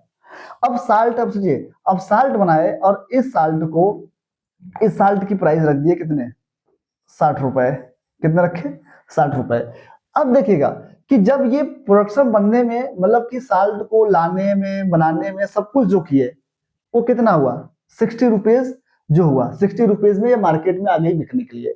तो जो ये 60 रुपीज है ना, जो ये 60 रुपीज है इसे बोलेंगे क्या फाइनल गुड्स, क्या बोलेंगे फाइनल गुड्स सर्विस बनेगा। मतलब कि ये जो 60 रुपए है जो फाइनल बन गया, मतलब कि 10 रुपए 20 रुपए ये अलग से खर्च किए, 10 रुपए अलग से खर्च किए, लेकिन जो है और इसे मार्केट में सिर्फ बेचे कितने 60 रुपए का, कितने बेचे 60 रुपए का। लेकिन ध्यान में रखना है कि हमने साल्ट को बनाने में जो प्रोसेसिंग की, यहां से यहां तक करने में, जो जड़ी बूटी लाने में जो बनाने में की है मार्केट तक 60 रुपए में, तो जो ये 60 रुपए है ना, जो 60 रुपए आपका है, जो 60 रुपीज है ये क्या है, ये आपका क्या है फाइनल गुड्स है, फाइनल गुड्स मतलब फाइनल गुड्स 60 रुपए में आपको मार्केट में मिल गया। लेकिन जो बीच में दिख रहा है 20 रुपए 10 रुपए जो दिख रहा है ना, इसे बोलेंगे इंटरमीडिएट कास्ट या इंटरमीडिएट सर्विस, मतलब कि इसके बीच में जो सर्विस खर्च हुई वो क्या हुआ वो आपको अलग होगा। लेकिन ध्यान रखना है फाइनल गुड्स में ही आपका क्या इंक्लूड होता है, इंटरमीडिएट गुड्स आपके क्या होंगे आपको ऐड होते हैं। तो ध्यान रखना है कि फाइनल में क्यों, ये तो मार्केट में क्या 60 रुपए, अगर लेकिन अगर सोचिए अगर इस पूरे को ऐड करते, इसको क्या करते पूरे को ऐड करते कि 20 रुपीज 10 रुपीज एंड 60 रुपीज को ऐड करते, जीरो कितना हो जाएगा ये हो जाएगा कितना 7 दोनों ना, कितना हो जाएगा ये 90 रुपीज, ठीक। मतलब कि ये आपके 90 रुपीज का खर्च आपको दिखेगा, लेकिन नहीं जो आपका फाइनल गुड्स है ना, जो फाइनल गुड्स है उसी में आपका इंटरमीडिएट भी कास्ट क्या होता है, ऐड होता है। इंटरमीडिएट कास्ट भी क्या होता है, ऐड होता है। तो इसलिए इंटरमीडिएट जो कास्ट होता है, इंटरमीडिएट मतलब बीच का। तो जैसे सपोज करेगा कि हमने मान लेते हैं गेहूं खरीदा, गेहूं को खरीदा, गेहूं को ले गए पिसाने के लिए, पिसाने के बाद उस आटे को ले जाकर क्या किए, बेचे। तो हमने जितने भी प्रॉफिट जितने भी अपने कास्ट थे सब कुछ उसके अंदर ही ऐड करके बोल दिया कि हमें 24 रुपए केजी आटे बेचने हैं, उसके आटा बेचना है। तो जो फाइनल हमने बेचा वो क्या हुआ, वो फाइनल गुड्स हुआ। लेकिन जो बीच में खर्च हुए थे वो क्या हुआ, इंटरमीडिएट खर्च, जो इंटरमीडिएट कास्ट है या इंटरमीडिएट गुड्स के सर्व वो है। लेकिन इंटरमीडिएट गुड्स में ये बन गया, ये बन गया, ये बन गया। जैसे अगर हमें मान लेते हैं कि गेहूं से कुछ और बनाने हैं, अभी आपको बस एग्जांपल होंगे मिल जाएंगे। तो हमेशा ध्यान रखिएगा कि फाइनल गुड्स में हमेशा क्या होगा, फाइनल गुड्स में इंटरमीडिएट कास्ट क्या होते हैं, ऐड होते हैं। हमेशा इंटरमीडिएट कास्ट क्या होते हैं, वो ऐड होते हैं। तो यही देखिए लिखा है कि ये क्या होता है कि the value only the final goods and the level include the calculate करते हैं हमेशा। And the value of the intermediate service are not included the calculate. क्यों नहीं करेंगे, क्योंकि वो तो पहले से ही ऐड है किसमें, आपके फाइनल गुड्स में, वही लिखा है। बिकॉज क्यों नहीं ऐड करेंगे, intermediate goods and service and already in final goods and service. For example में आपको यहाँ बेहतर एग्जाम्पल दिया है कि a farmer and sell wheat flour meal and 20 rupees per kg and the meal grains and the wheat and sale of the flour and biscuit। किसको बेचा, biscuit company को बेचेगा। और बिस्किट कंपनी कितने खरीदा, 25 रुपए का। ध्यान रखिएगा कि ये क्या किया कि 20 रुपए का गेहूं बेचा। यहाँ हम लोग देख लेते हैं अलग से, अभी जो हमने जस्ट बताया कि यहां से क्या किया कि 20 रुपए का किया, 20 रुपए का क्या किया, गेहूं बेचा। किसको, एक बिस्किट कंपनी को। कितने का वो खरीदा, 25 रुपए केजी। क्या किया वो, biscuit company for the 25 rupees per kg and biscuit company use the flour and things the such as the sugar oil make the flour packets and biscuit। अब सोचिए अब क्या होगा, वो शुगर भी खरीदेगा। कितना मानते हैं, शुगर खरीदे 10 रुपए का। उसके बाद आपको शुगर उसके पैकेट्स को 4 पैकेट्स पैकेट्स को भी लेगा, पैकेट्स को मान लेते हैं वो 5 रुपए खर्च किया, 5 रुपए खर्च किया। उसके बाद क्या किया, the sell is the biscuit and market is the consumer for 80 रुपए। कितने का बेचा वो, लास्ट में कितने का बिस्किट बने बेचा वो, 80 रुपए का पर packets. And biscuit are the final goods and goods are the reach is the consumer. अब सोचिएगा कि यहां से यहां तक ये सब क्या है, ये सब आपके हमारे क्या है, इंटरमीडिएट कास्ट है। ये क्या है, इंटरमीडिएट कास्ट है। लेकिन जो ये वाला है ये क्या है, ये फाइनल गुड्स है। ये क्या है, ये आपका फाइनल गुड्स है। फाइनल गुड्स जो है, फाइनल गुड्स में क्या इंक्लूड है, इसको बिस्किट बनाने में जो जो प्रोसेसिंग की गई है, चाहे वो जैसा भी, सब कास्ट जोड़कर किसमें किया, फाइनल गुड्स में। तो यही आपका बेहतर एग्जांपल है। तो आई होप ये बात आपको समझ में आ गई होगी कि फाइनल गुड्स क्या है, इंटरमीडिएट गुड्स और सर्विस क्या है। और ध्यान रखिएगा इंटरमीडिएट, सपोज करिएगा कि हमने क्या बोला कि आप ही सोच लीजिए ना कि आपने मान लेते हैं कि आप कोई दुकान खोले हैं ना, हमने गए मार्केट से कोई सामान लाया। अब जो हमें मिला सामान, ठीक है, क्या करेंगे उसमें हमने अपना पहले से ऐड टैक्स करेंगे ना, हमने ट्रांसपोर्टेशन कितना खर्च किया, सब कुछ कितना खर्च किया, वो सारे ऐड करके तब बेचते हैं ना फाइनल। तो जो आपका जो हमने ट्रांसपोर्टेशन खर्च हुआ और जो खर्च थे वो सब कैसे खर्च थे, इंटरमीडिएट खर्च थे। और वो किसमें इंक्लूड कर दिए, फाइनल गुड्स में। आई होप ये बात समझ में आ गई होगी कि फाइनल गुड्स और इंटरमीडिएट्स, और ये सही समझ आ गई। तो यही आपका बेहतर एग्जाम्पल थी। चलेगा कि हम लोग आगे की तरफ देखते हैं। ये अभी हमने जस्ट समझा। उसके बाद फिर हम देखते हैं क्या, देखते हैं कि जीडीपी होता क्या है। What is GDP, gross domestic product. ये आपको ध्यान रखना है कि ये क्या होता है कि किसी भी कंट्री की ना ये डेवलपमेंट बताती है। क्या बताती है, डेवलपमेंट। सपोज करिएगा कि हमारे घर में या आपके घर में कमाने वाले कितने हैं, कितने लोग काम कर रहे हैं। अब सोचिएगा कि अगर कमाने वाले ज्यादा होंगे, वर्क करने वाले ज्यादा होगा, तो आपके घर की इकोनॉमिक्स क्या होगी, बेहतर होगी, एकदम अच्छी वाली होगी, एकदम पावर होगी। आपके अगल बगल वाले भी आपका कुछ नहीं उखाड़ पाएंगे तब। लेकिन जब आपके पास पैसा ही नहीं होगा, आपके घर में कमाने वाला ही नहीं कोई होगा, तो क्या होगा, तो आपकी जो जीडीपी है, जो ग्रॉस डोमेस्टिक प्रोडक्ट है, वो क्या होगा, वो लो हो जाएगा। तो ऐसे ही आपको ध्यान रखना है कि किसी भी कंट्री की उसकी डेवलपमेंट उसकी जीडीपी बताती है। क्या बताती है, जीडीपी बताती है कि आपको पता है कि जितना ज्यादा प्रोडक्शन करेंगे और जितना ज्यादा उसका सेल होगा उतना ज्यादा पैसा हमें मिलेगा। और जब पैसा मिलेगा क्या होगा, हमारी ग्रोथ बढ़ेगी। क्या बढ़ेगी, ग्रोथ बढ़ेगी। और जब ग्रोथ बढ़ेगी तो उस कंट्री की भी ग्रोथ क्या होगी, बढ़ेगी। तो जीडीपी वही बता रहा है कि पर जो आपके पर पर्सन का जो इनकम होगी या प्रोडक्शन होगी, या कह सकते हैं कि यहाँ पे जो जीडीपी आपको पढ़नी है, यहाँ पे जो जीडीपी पढ़नी है वो हमें पता करना है कि हमारे ईच सेक्टर से, किसने, ईच सेक्टर से कितने हमने प्रोडक्शन किया। जितना ज्यादा प्रोडक्शन करेंगे उतना ज्यादा वो बिकेगा, उतना सामान मिलेगा, उतना क्या होगा, हमारी जीडीपी क्या होगी, ग्रोथ करेगी। तो वही लिखा है कि the value final goods and service produce and each sector during the particular year and provide the total of production is this sector that year and the sum of the production and three sector and give the is called the gross domestic product of country। अब सोचिएगा जैसे हमने मछली बहुत सारा पकड़ा, हमने बहुत मैन्युफैक्चरिंग कपड़े बना दिए और ट्रांसपोर्टेशन के उससे बेचा बहुत सारा, तो जो प्राइमरी सेक्टर, सेकेंडरी सेक्टर और टर्शियरी सेक्टर के जो सामान हमने पूरे कलेक्ट किए, कलेक्ट करके उससे जो हमें वैल्यूज मिले, जो पैसा मिला, वो क्या कहलाएगा, हमारा जीडीपी, वही कहलाएगा ग्रॉस डोमेस्टिक प्रोडक्ट। वही लिखा है GDP is the value of the final goods and service production with in a country and during the particular year में क्या करती है, निकालते हैं। ये निकालता कौन है, जीडीपी को कौन मेजर करेगा, मेजरिंग कौन करेगा, undertaken by of the central government. ध्यान रखिएगा कि ये इसका जो करेगा, तो ध्यान रखिएगा जीडीपी हमेशा कौन कौन मेजर करेगा, हमेशा कौन करेगा, सेंट्रल गवर्नमेंट करेगा। आई होप ये बात आपको समझ में आ गई होगी। ठीक है, तो इस बात को ध्यान रखना है कि जो जीडीपी है ना, जीडीपी क्या होती है कि हमें थ्री सेक्टर से क्या क्या चीजें मिली हैं, कितना प्रोडक्शन किए हैं फाइनल गुड्स का, और उसे हमने सेल करेंगे तो क्या हमें मिलेगा। तो क्या करेगा, फाइनली गुड्स को जो होगा ईच सेक्टर का, प्राइमरी भी, सेकेंडरी भी, टर्शियरी भी का जो चीजें निकाली जाएंगी वो क्या कहलाएगा, आपका जीडीपी कहलाएगा।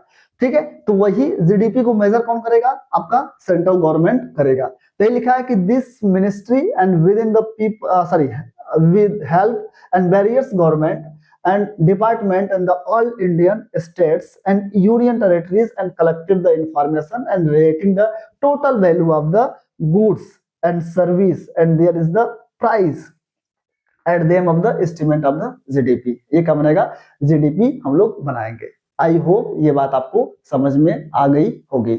Thank you. ये ध्यान रखिएगा, यहाँ तक होती है जीडीपी। लेकिन इस बार आपको ना, इस बार आपको एक चीज ऐड कर दिया है, इस बार आपको ऐड किया है GVA, ग्रास वैल्यू एडेड, जो अभी पढ़ना है हमें, आपको ध्यान रखना है, इसको थोड़ा सा ध्यान रखिएगा, समझिएगा। तो ध्यान रखिएगा यहाँ पे लिखा क्या है कि ग्रास वैल्यू एडेड है क्या, ग्रास वैल्यू एडेड है क्या।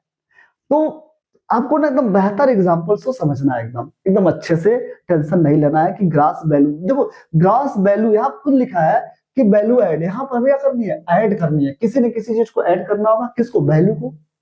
तो इसे समझना है, तो ध्यान रखना है कि कैसे वैल्यू हम लोग ऐड करेंगे, यही समझना है आपको। तो देखिए लिखा क्या है कि पहले हम लोग ना एग्जांपल समझते हैं, फिर आपको बताते हैं। सपोज करिएगा कि हमारे पास एक शुगर केन है, क्या है, शुगर केन। ये मान लेते हैं हमारे पास शुगर केन है, ठीक, ये शुगर केन है। इस शुगर केन को हमने क्या किया, इसे किसी बेचा, इसे शुगर बनाया, क्या बनाया, शुगर, चीनी बनाया, क्या बनाया, शुगर बनाया। अब सोचिएगा कि यहां से यहां तक आने में, मतलब मान लेते हैं कि शुगर बनाने में कुल खर्च हुए 20 रुपए। कितने खर्च हुए, 20 रुपए। और इस शुगर से हमने कुछ और बना दिया, मान लेते हैं कि शुगर से मान लेते हैं कोई मिठाई बना दी है, ठीक है, मान लेते हैं मिठाई बनाए, कोई भी स्वीट्स बना लिए, मान लेते हैं क्या है, कोई स्वीट्स बना लिए, और इस स्वीट्स बनाने में क्या खर्च हुए, मान लेते हैं 80 रुपए। कितने खर्च हुए, 80 रुपए। कितने खर्च हुए, 80 रुपए। अब ध्यान रखना है कि हमने 20 रुपए में कितने वैल्यू ऐड किया, वो 80 पहुंचा। कितना पहुंचा, यहां से यहां तक पहुंचने में कितने लगे उसे, 60 रुपीज। कितने लगे, 60 रुपीज। कितने लगे, 60 रुपीज। और ये आपको मिठाई जो बनी है कितने बनी है, 80 रुपए। हमने क्या बोला, 80 रुपए तक पहुंचा है। तो हमने क्या किया, यहां से यहां तक जो ऐड किया है ना, कितने कितने ऐड किया है, 60 रुपीज। अब मान लेते हैं 80 रुपए, और ये कंज्यूमर तक पहुंचा दिए कितने, 120 रुपए का। कितने पहुंचाए, 120 रुपए कंज्यूमर तक पहुंचाए। और अब देखिएगा ये 80 से 120 पहुंचने में कितने लगे, कितने पहुंचेंगे आपको 40 रुपए। कितने पहुंचे, 40 रुपए। मतलब कि हमने कितने वैल्यू ऐड किए, 60, मतलब ध्यान रखना है कि 120 से, सॉरी 20 से और 120 तक पहुंचने में कितने हमने कितने रुपए खर्च किए, कितने 100 रुपए, कितने 100 रुपए वैल्यू ऐड किए। तो यही कहलाएगा क्या, ग्रास वैल्यू एडेड। मतलब कि हम जो बीच बीच में जो हमने आपको ऐड किया है ना, वही क्या कहलाएगा, आपका ग्रास वैल्यू एडेड कहलाएगा। आई होप ये बात आपको समझ में आ गई है। थोड़ा सा ये कंप्लीमेंट आपको समझाते हैं, फिर समझाते हैं कि ध्यान रखना है कि हमने क्या बोला कि इस शुगर केन से हमने मिठाई बनाया, मिठाई बनाया मतलब जो इंटरमीडिएट है, मतलब कि हमने जो वैल्यू ऐड किया है, हमने क्या बोला है, ग्रास वैल्यू ऐड। हमें क्या करना है, वैल्यू ऐड करनी है। कहाँ की, कैसे कैसे ऐड करना है, इसको ध्यान रखना है कि हमने मान लेते हैं कि इसे शुगर बनाने में कितने खर्च किए, 20 रुपए। 20 रुपए से फिर शुगर बनाने में कितने खर्च हुए, 80 रुपए, मतलब 80 रुपीज खर्च हुए। अब 80 रुपीज जो हुआ है, मतलब कि 20 से 80 के बीच में जो हमने वैल्यू ऐड किया, कितना ऐड किया, 60 रुपीज और खर्च किए, तो जाकर हमारा क्या बना, चीनी बना। अब 80 रुपए से कंज्यूमर तक पहुंचाने में जो हमने किया कितना, 120 रुपए, फिर हमने उसमें कितना वैल्यू ऐड किया, 40 रुपए। तो ध्यान रखना कि हमने शुगर केन से लेकर मिठाई तक बनाने में जो वैल्यू ऐड किया, कितना ऐड किया, 60 रुपीज। अगर ऐड करेंगे, सॉरी 100 रुपीज, तो 60 रुपीज अगर इसको देखेंगे, 60 और प्लस 40 वो क्या कहलाया, आपका ग्रास वैल्यू एडेड। वही लिखा है। ये क्या होता है कि किसी भी चीज को निकाला जाता है, तो ध्यान रखना है कि ये गवर्नमेंट इस बार क्या कर रही है कि ये जीवीए निकाल रही है कि आप कितने कितने चीज इंटरमीडिएट में खर्च कर रहे हैं, वो सारी चीज देखकर तब बनाती है जीडीपी आपकी। तो ध्यान रखना है कि recently Indian government and begin of the bringing and out of the constitute of the three sectors and towards the gross value added GVA, and in the place and the contribution is the three sector and towards the gross domestic product and the per with the global practices, पूरा global करेगी। और इसमें ध्यान रखना GAB क्या करती है, GAB major अब सोचिए इसमें हमने कितने कितने खर्च किए, ये दिख रहा है ना, कितने कितने कितने कितने खर्च किए। लेकिन जीडीपी में क्या होता है, नहीं होता, हमने जितना प्रोडक्शन लगाया उसमें देख लिए, लेकिन इसमें हम क्या करेंगे, पता कर लेंगे कि कितने पैसे हमारे खर्च हो रहे हैं, कितना टैक्स लगाना है, कितना टैक्स नहीं लगाना है। तो वही लिखा है, constitute of the three sector and economics after adjusting for the taxes and subsidies. उसे ऐड करना किस टाइप से, तो ये ध्यान रखना है कि एडजस्टिंग करना होगा टैक्सेस और सब्सिडीज को। तो इसीलिए लाया गया क्या, जीवीए। आई होप ये बात आपको समझ में आ गई होगी। चलेगा कि हम लोग अब आगे की तरफ देखते हैं और समझते हैं। ठीक है, जीएवी हो गया। तो अब देखिएगा ना कि जीएवी के बाद क्या होगा कि हम लोगों का historical change in sector, historical change in the sector में क्या क्या आपको हिस्टोरिकल चेंज दिखेगा। चलिएगा हिस्टोरिकल चेंजेस देखते हैं। हिस्टोरिकल चेंजेस में किसमें, सेक्टर में। पहले हम लोग देखते हैं प्राइमरी सेक्टर में क्या आपको चेंजिंग दिखी। प्राइमरी सेक्टर में तो ध्यान रखना है कि प्राइमरी सेक्टर में आपको पता है सबसे ज्यादा काम दिया जाता है, सबसे ज्यादा एग्रीकल्चर सेक्टर में काम मिलता है। बात अलग है कि उसमें पैसे नहीं है, आपको एंगेज काम करते हुए देखेंगे, प्रोडक्शन भले ना हो, लेकिन वही ध्यान रखना है कि countries is the initial stage and the developed and primary sector and was the most important sector of the economics activities, किसमें, historicals में। and most good and the produce were the natural production from of the primary and sector and most people also employed in the this sector। अभी बताएं कि primary sector में क्या होगा कि maximum लोग क्या होंगे, आपको एंगेज मिलेंगे, वो आपको दिख जाएगा। ठीक है, वो बात की बात है कि डिसगाइज अनएम्प्लॉयमेंट हो जाएंगे, वो अंडर एम्प्लॉयमेंट हो जाएंगे, वो बात की बात अलग है। लेकिन क्या होगा कि कंट्री में आप देखेंगे ना, सबसे ज्यादा देखेंगे कि जैसे क्या होता है कि एग्रीकल्चर फॉर्म में, तो वही ध्यान रखिएगा कि प्राइमरी सेक्टर में क्या होगा कि countries at the initial stage, किसी भी कंट्री का सबसे इनिशियल स्टेज होता है कौन, प्राइमरी सेक्टर। अगर प्राइमरी सेक्टर जितना बेहतर करेगा उतना अच्छा काम करेंगे। ठीक है, तो चलेगा, अब आगे देखते हैं हम लोग, देखेंगे कि सेकेंडरी सेक्टर में क्या होगा। सेकेंडरी सेक्टर जानते हैं किसमें क्या करेगा कि मैन्युफैक्चरिंग होगा, मैन्युफैक्चरिंग करके बेहतर से बेहतर न्यू मेथड लाएंगे, मैन्युफैक्चरिंग बनाएंगे, इंट्रोड्यूस कराएंगे, फैक्ट्रीज कम अप लगेंगे और स्टार्ट होगा, एक्सपेंडिंग होगा। और लेकिन people is the being the use many more goods and are the production in the factories the cheap rates, आपको सस्ते रेट मिल जाएगी, जितना आपको मिल जाएगा। इस बात को ध्यान रखिएगा कि जब सेकेंडरी चीजें होंगी तो क्या होगा, जब मैन्युफैक्चरिंग लगेगा तो वहां सस्ते सस्ते दाम पर आपको मिल जाएगा, नहीं मिलेगा, तो ध्यान रखिएगा। चलेगा कि अब देखते हैं आगे की तरफ टर्सरी में क्या होगा, जो दोनों चीजें मिलेंगी उन दोनों को डेवलप करने में क्या करेगा, काम करेगा। तो देखिएगा in the past of the 100 years and there is the has been of the further shift from of the secondary and tertiary sector and develop the countries, and this sector is the sector that become is the most important sector in term of the total production. Total production का क्या करेगा, सबसे ज्यादा आपको production यही करेगा। आप ध्यान रखिएगा कि प्राइमरी सेक्टर में, सेकेंडरी सेक्टर, टर्शियरी सेक्टर में सबसे ज्यादा आपको टर्शियरी सेक्टर हेल्प करता है किसी भी कंट्री का। इंडिया में मोस्टली आपको टर्शियरी सेक्टर ही हेल्प करती है, आपको जो आगे बढ़ना है। ठीक है, चलेगा कि अब देखते हैं, सब इंट्रोडक्शन है, जहां इंपॉर्टेंट होगा देखिएगा, ये ध्यान रखना है कि किसका किसका कितना रोल है।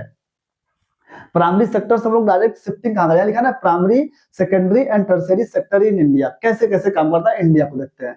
देखिए यहां अभी बताया क्या, GVA and by primary, secondary and tertiary sector. अब देखिएगा कि हम देखिएगा, ये देखिएगा, ये आपका क्या है, ये आपका देखिएगा जो ग्रीन वाला है ये टर्शियरी है, ये सेकेंडरी है, और ये आपका क्या है, ये आपका प्राइमरी है।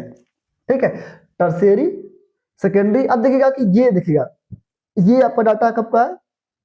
अच्छा ध्यान रखिएगा कि आप इस ग्राफ को देखकर टेंशन मत लीजिए, किसी किसी बुक में अलग होगा, किसी की बुक में, लेकिन आपका जो सेंस होगा ना वो सेम होगा, आपका जो सेंस होगा क्या होगा, वो सेम होगा। तो इस ध्यान रखिएगा कि 1977 से 77 और 78 का जो डाटा है, देखिएगा इसमें पहले आप देखेंगे क्या होगा, प्राइमरी सेक्टर का ज्यादा है, फिर सेकेंडरी कम है, लेकिन टर्शियरी थोड़ा सा ज्यादा है। लेकिन आज प्रेजेंट टाइम में 2017 और 18 में देखेंगे कि सबसे ज्यादा जो रोल है जीएपी का किसका है, टर्शियरी का, उसके बाद किसका है, सेकेंडरी का, सबसे कम किसमें है, प्राइमरी में। तो वही लिखा है कि रीजन क्या है behind of the rising importance of the tertiary sector in the production में, क्यों ऐसा चीजें हैं। तो हम लोग एक एक पॉइंट देखते हैं। सबसे ज्यादा आपको ध्यान रखना है कि जीएपी किसमें मिलेगा, आपको किसमें मिलेगा, टर्शियरी में, उसके बाद सेकेंडरी में, उसके बाद फिर कहाँ मिलेगा, प्राइमरी में। इस बात को ध्यान रखिएगा। तो राइजिंग क्यों हुआ, ऐसा क्यों हुआ है, तो एक एक पॉइंट यहाँ लिखा है, आपको लिखा है rising importance and from the tertiary sector in the production में। अब देखेंगे क्या होगा कि आपको बेसिक सर्विस, आप देखिएगा कि यहाँ ध्यान रखना है कि बेसिक सर्विस जो प्रोवाइड करनी होती है किसी भी कंट्री का, वो किसका काम होता है, गवर्नमेंट का। प्राइमरी सेक्टर में आप ध्यान रखिएगा कि सम सर्विस, बेसिक सर्विस, जैसे हॉस्पिटल्स, गवर्नमेंट काम होता है कि आपको बेहतर थोड़ा सा आपको हॉस्पिटलाइज दे, हॉस्पिटल्स दे, जिससे चीजें खत्म हो, प्रॉब्लम्स ना क्रिएट हो। एजुकेशनल इंस्टीट्यूशंस बनाई जाए, पोस्ट एंड टेलीग्राफ सर्विस बनाया जाए, police station, court, village administrative office and municipality corporation and defense and transport, bank, insurance companies, and in the developing country, and the government has the take responsibility for the provision of the this service. इस पूरे का पूरा जो responsibility लेती है कौन लेती है, गवर्नमेंट लेती है। अगर गवर्नमेंट नहीं लगी ना तो सबके सब ये सब आप देखेंगे, ये सब क्या है, ये सबको सर्विस सेक्टर है। आप देखेंगे कि हम लोग सीधे कहां शिफ्ट हो चुके थे, टर्शियरी में डायरेक्ट शिफ्ट हो गए। प्राइमरी और सेकेंडरी में हम देखेंगे कम निकाला, क्यों ऐसा हुआ, क्योंकि ध्यान रखिएगा कि इसमें चीजें सर्विस देने में आपको हेल्प करेगी। आपको देखेंगे जहां कुछ भी काम होता है, काम नहीं मिला जल्दी से क्या होगा कि आप देखेंगे कि मैक्सिमम चीजें जो होती हैं, आप देखेंगे कि जो प्राइवेट स्कूल होते हैं उसमें टीचर्स आपको मिल जाएंगे आराम से, कम पैसे मिल जाएंगे, क्योंकि क्या है कि उसमें पैसा इन्वेस्ट नहीं करना है, क्योंकि आप सर्विस प्रोवाइड करेंगे आपको पैसा मिलेगा। तो जिसमें क्या है, इससे हॉस्पिटल्स में आपको कर्मचारी मिल जाएंगे, सर्वेंट मिल जाएंगे काम करते हुए, तो उसमें क्या है बहुत ज्यादा इन्वेस्टमेंट नहीं करना होता। लेकिन किसका काम होता है, गवर्नमेंट का। तो जब गवर्नमेंट उस पर कोई इंडस्ट्री खोलेगी, सपोज करिए कोई कंपनी या कोई फैक्ट्री खोलेगा, तो उसमें लगभग काम करेंगे, सर्विस देंगे। जब सर्विस देंगे क्या होगा, उसको पैसा मिलेगा। तो ध्यान रखना है कि अगर हॉस्पिटल्स खुलेगा तो उसमें बेहतर से बेहतर काम मिलेगा, एजुकेशन इंस्टीट्यूशन खुलेगा उसमें होगा, पोस्ट एंड टेलीग्राफ खुलेगा उसमें मिलेगा, एजुकेशनल, ट्रांसपोर्ट, बैंक्स खोलेंगे, इंश्योरेंस खोलेंगे। अगर कोई भी डेवलपमेंट कंट्री है तो आप देखेंगे कि यहाँ पर आपको बेहतर से बेहतर चीजें मिलेंगी। तो पहला रीजन यही है कि हम लोग सीधे शिफ्ट कहां कर गए, टर्शियरी में। सेकेंडरी हम लोग बहुत ज्यादा काम नहीं किए हैं। सेकंड क्या है, the developed and agriculture industries and lead the developed service such as the transport, trade and storage.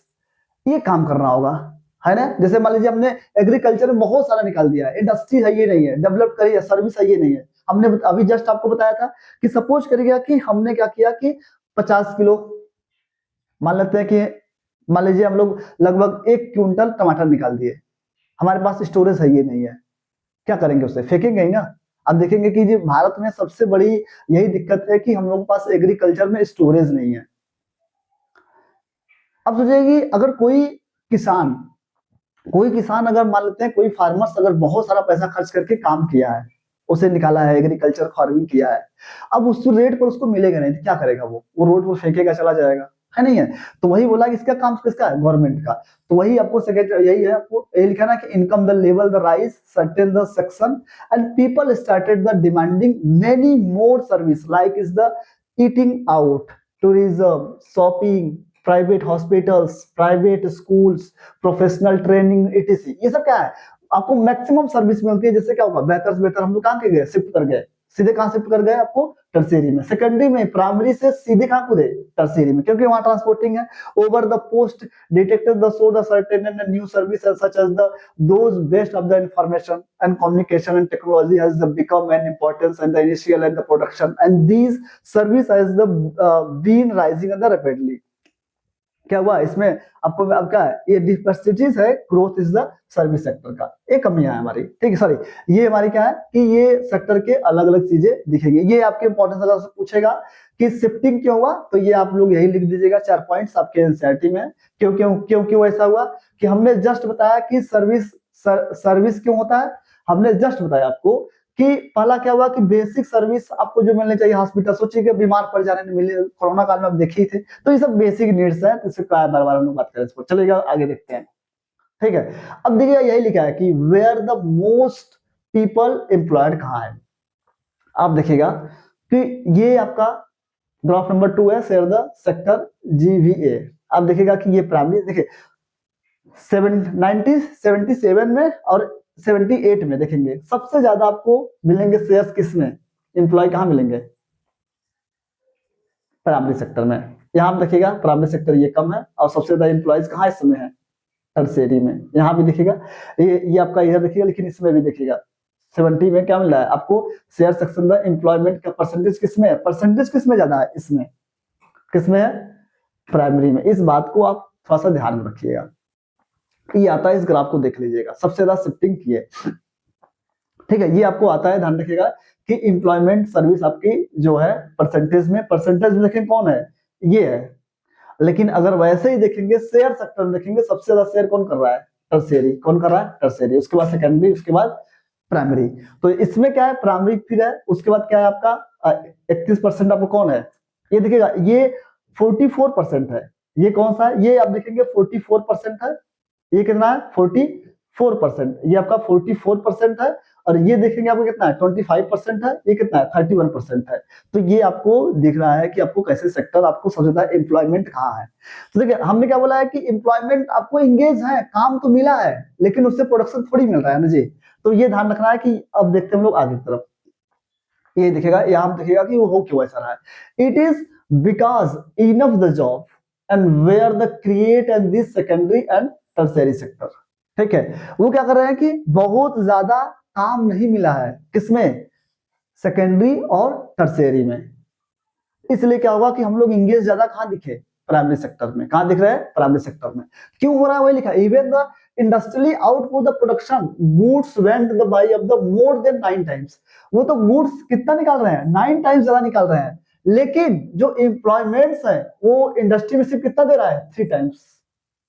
Production तो 9 टाइम्स हो रहा है, लेकिन आपको जो जॉब मिल रहा है कितना मिल रहा है, सिर्फ 3 टाइम्स मिल रहा है, 3 गुना मिल रहा है, उसमें 9 गुना निकाल रहा है, ठीक है। इसलिए क्या हुआ कि हम लोग प्राइमरी सेक्टर में ज्यादा एंगेज मिलते हैं। तो वही लिखा है कि while the production and service sector rose by of the 14 times and employment in the service sector and rose up by around of the 5 times, and the workers and agriculture sectors and the under employment, अच्छा चाहे आप under employment बोलिए, चाहे आप disguised unemployment बोलिएगा, दोनों का मतलब सेम होता है।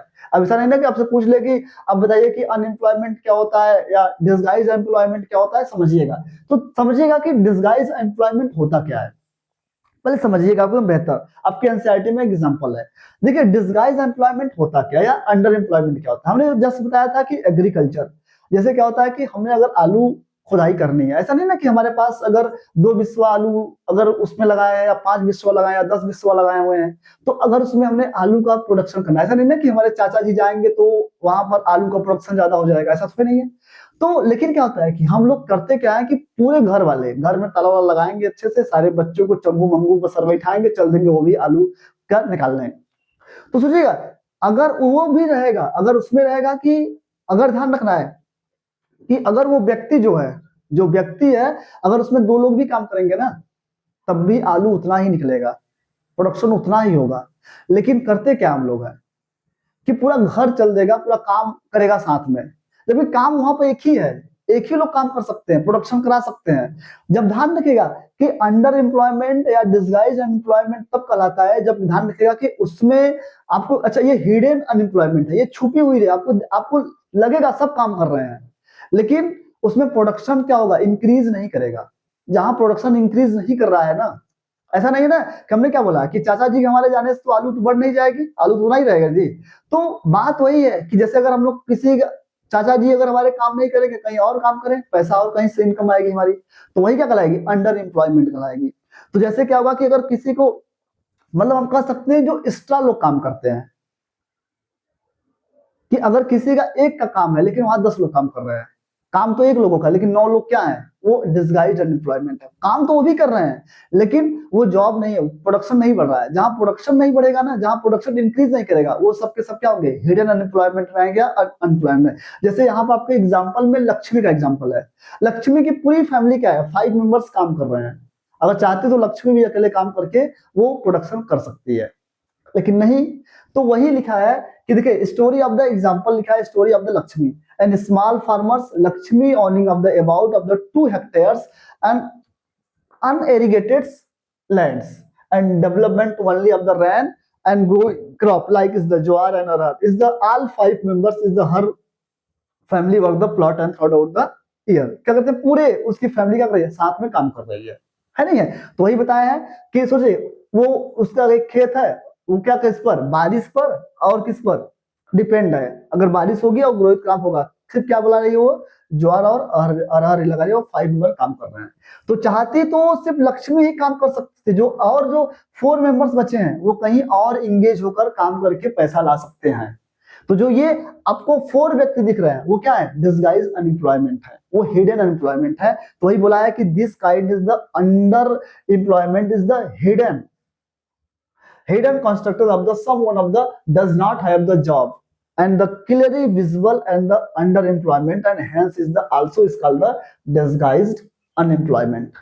ये कराया जाएगा disguised employment कराया गया, या अंडर एम्प्लॉयमेंट कराएगा। ध्यान रखिएगा कि अगर आपसे कोई पूछेगा कि अंडर एम्प्लॉयमेंट क्या होता है या डिसगाइज अनएम्प्लॉयमेंट क्या होता है, दोनों का मतलब सेम होता है, नहीं कोई पूछ ले क्या होता है आप बच जाएंगे नहीं। चलिए अब आगे की तरफ देखते हैं हम लोग, देखते हैं कि how the create more employment, कैसे क्रिएट करेंगे, कैसे एम्प्लॉयमेंट क्रिएट करेंगे, बेहतर एम्प्लॉयमेंट।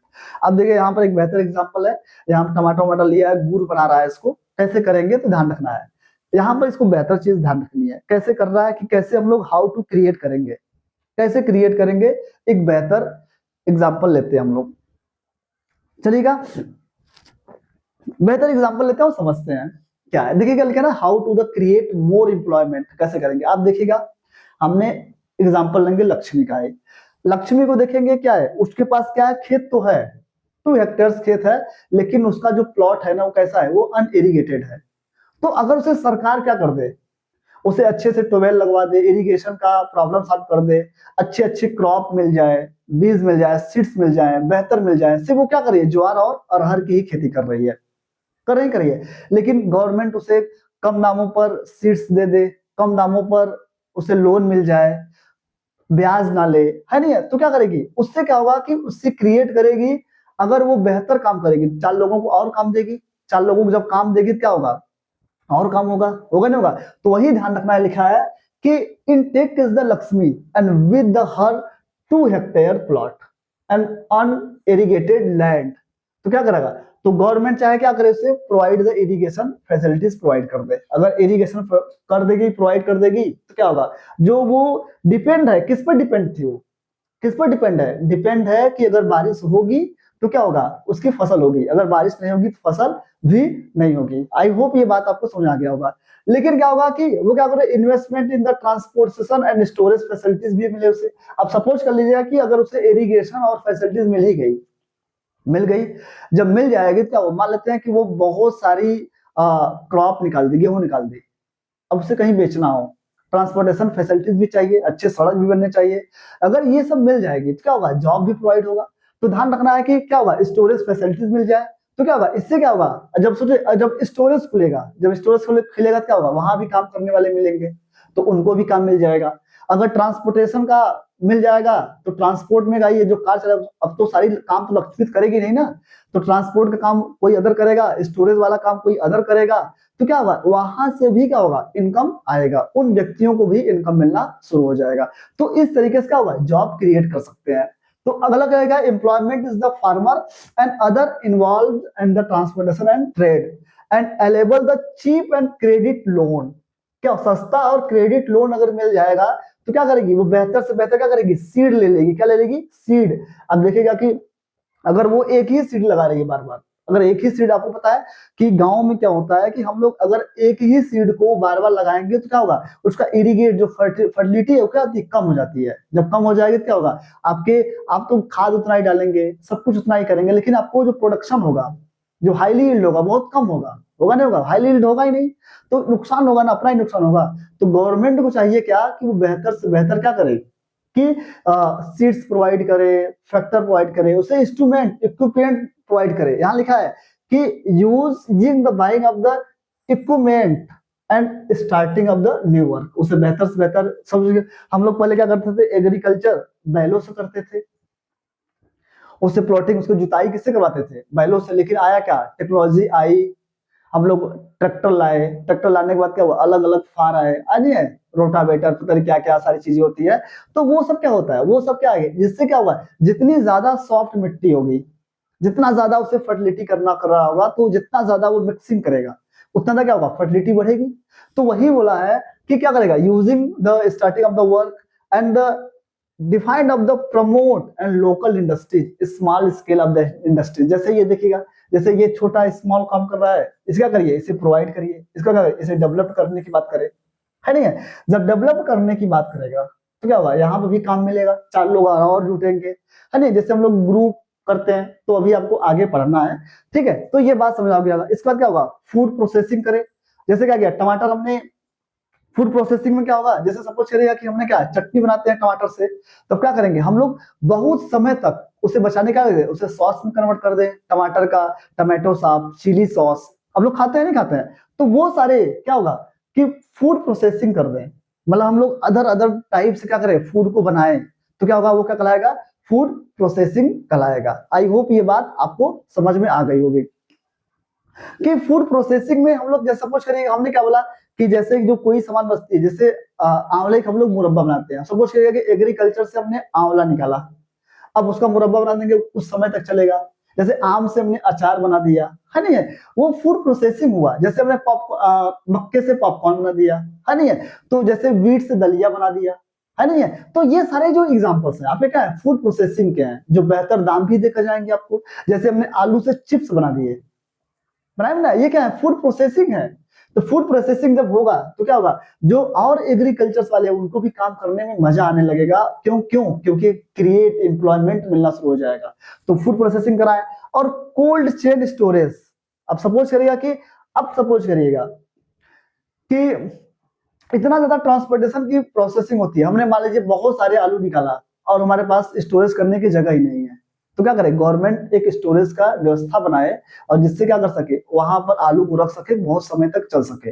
इससे भी क्या होगा कि हमें चीजों को बना सकता है। तो ये चीजों से क्या हो सकता है कि हमें क्या मिल सकता है, हमें हाउ टू क्रिएट एम्प्लॉयमेंट कर सकते हैं, क्या कर सकते हैं, एम्प्लॉयमेंट क्रिएट कर सकते हैं। आई होप ये बात आपको समझ में आ गई होगी, ठीक है। अगर आपसे कोई पूछेगा कि एम्प्लॉयमेंट कैसे क्रिएट होगा, तो एम्प्लॉयमेंट ऐसे ही क्रिएट होगा, ठीक है।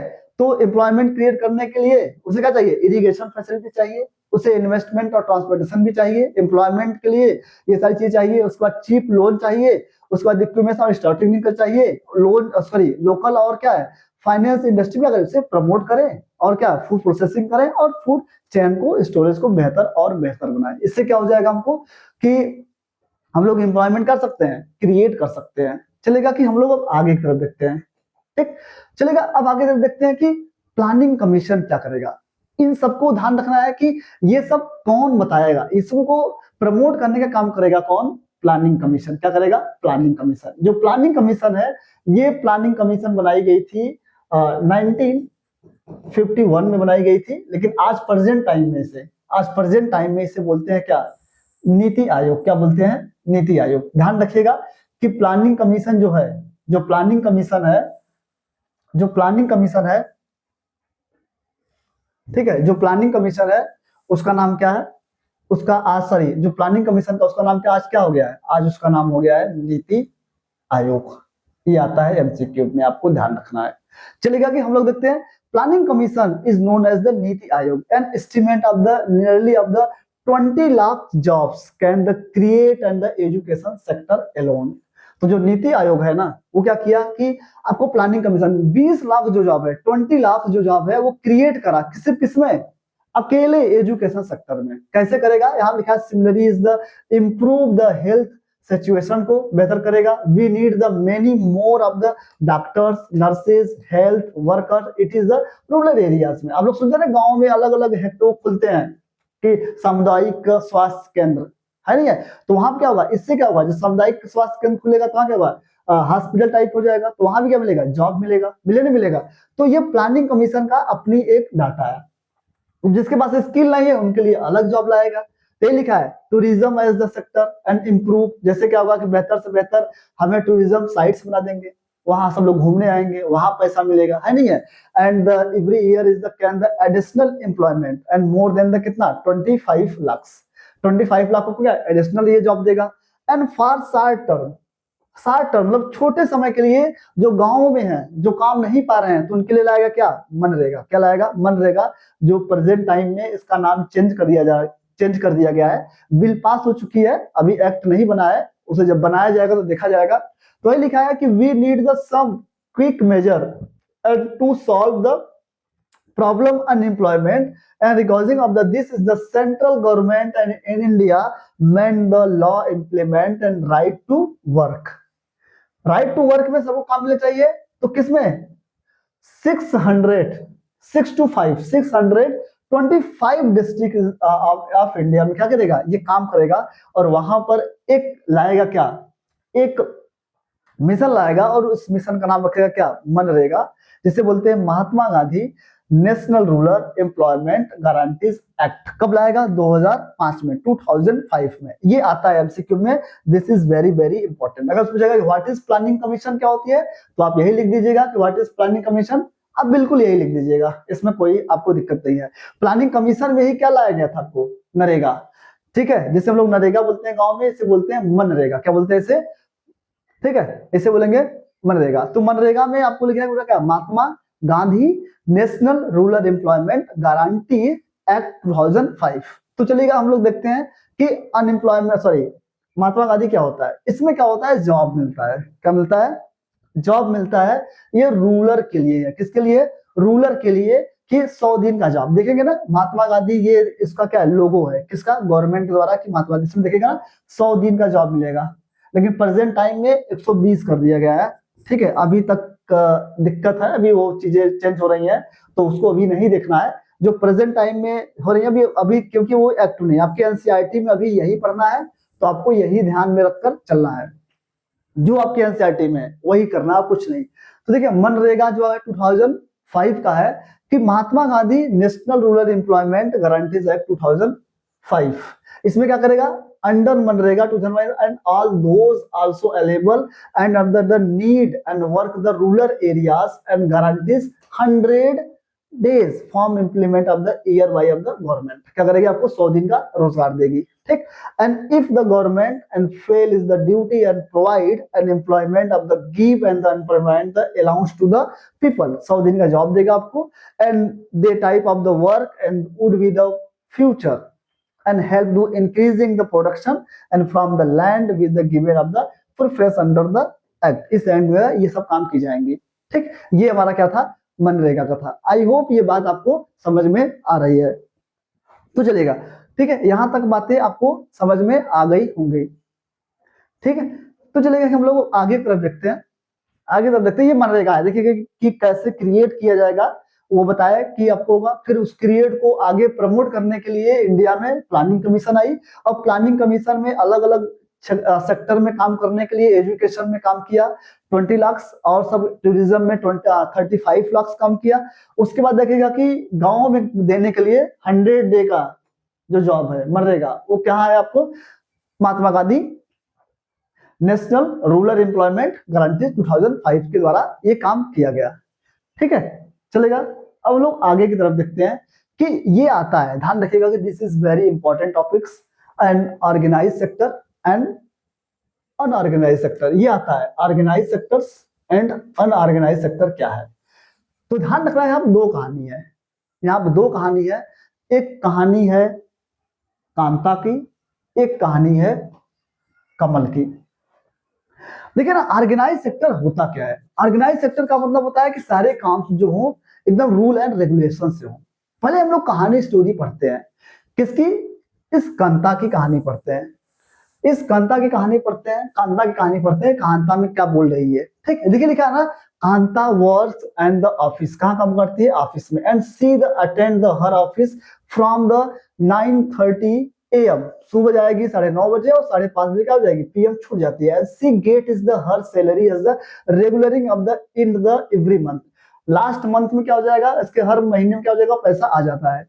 And see, and in addition, the salary and the also get is the provided fund and the per rules lead of the down by of the government. And see also is get is the medical and the other allowance, and Kanta is the not does not go to the office on the Sunday, and this is the paid and the holiday, and when the see the joint and the work and was the given and the appointment letter and starting of the terms and the condition from work. ठीक, समझिएगा कि जो कांता है ना, वो क्या कर रही है कि वो सुबह 9:30 बजे जा रही है, 5:30 बजे घर चली आ रही है।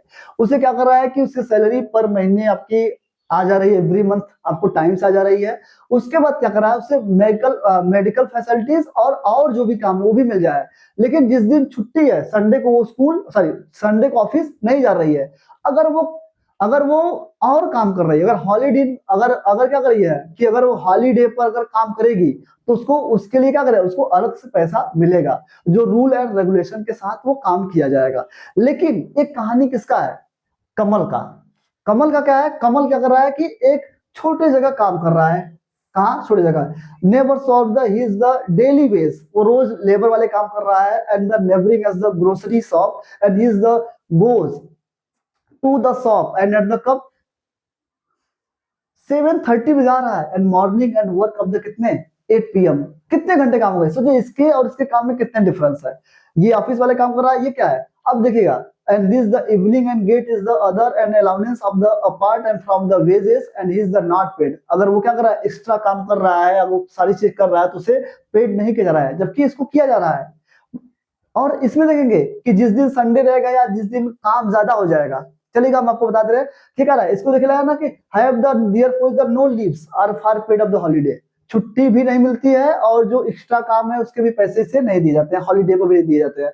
And not the so given is the formal letter and saying of the not of the has been the employment and shop and we can the ask that leave any time and this employer, अगर उसको लगेगा कि नहीं इसको निकालना है, जब चाहेगा तब निकाल देगा। तो ध्यान रखना है कि इस कहानी से हमें क्या मिल रहा है कि जो कांता है, जो ये फीमेल दिख रही है, ये क्या है, ये ऑर्गेनाइज सेक्टर में काम कर रही है, सुबह जा रही है टाइम से आ जा रही है।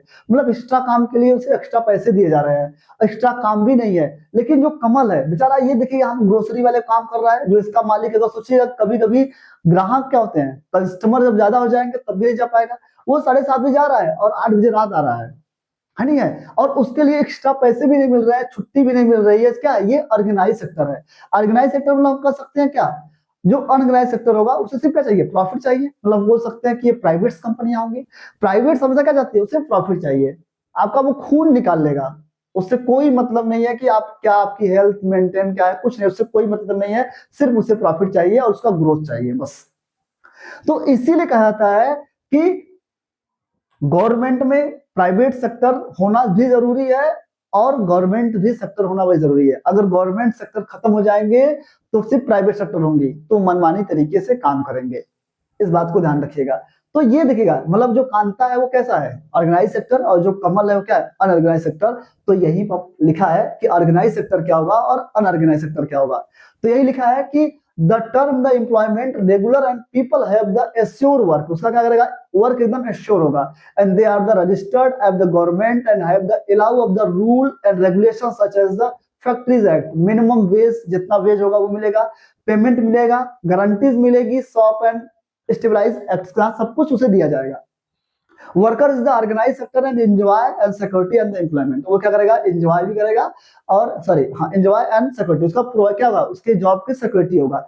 देखिए कांता क्या है, उसकी जॉब सिक्योर है, लेकिन जो कमल है उसकी जॉब क्या है, अनसिक्योर है। वही बात कर रहा है कि and they are the accepted work and only of the fix number of the hours, उसके क्या होगा, जो काम करने का जो काम है वो क्या है, फिक्स आवर्स है, ना ज्यादा ना कम, वो ऑर्गेनाइज सेक्टर होगा। लेकिन अनऑर्गेनाइज सेक्टर क्या होगा, जैसे स्कूलों में देखिए, प्राइवेट स्कूल में क्या होता है कि अगर वो काम करता रहेगा, फालतू का मीटिंग होता रहता है नहीं, तो वो सारी चीजें हैं, तो वो अलग अलग चीजें हैं। And they work of the more have the paid, अगर वो ओवर टाइम करेगा तो उसका अलग से पैसा मिलेगा, and know get of the paid leave, ठीक है, सॉरी उसका अगर वो अगर लीव नहीं ले रही है तो उसे क्या, उसका पैसा मिलेगा, payment during the holiday, payment भी मिल जाएगा, एंड क्या providence of the guarantees etc, ये आपको बता दिया, मेडिकल बेनिफिट्स मिलेगा, workers get the pension of the well, pension भी मिल जाएगा। ये सारी चीज क्या है, ऑर्गेनाइज सेक्टर है।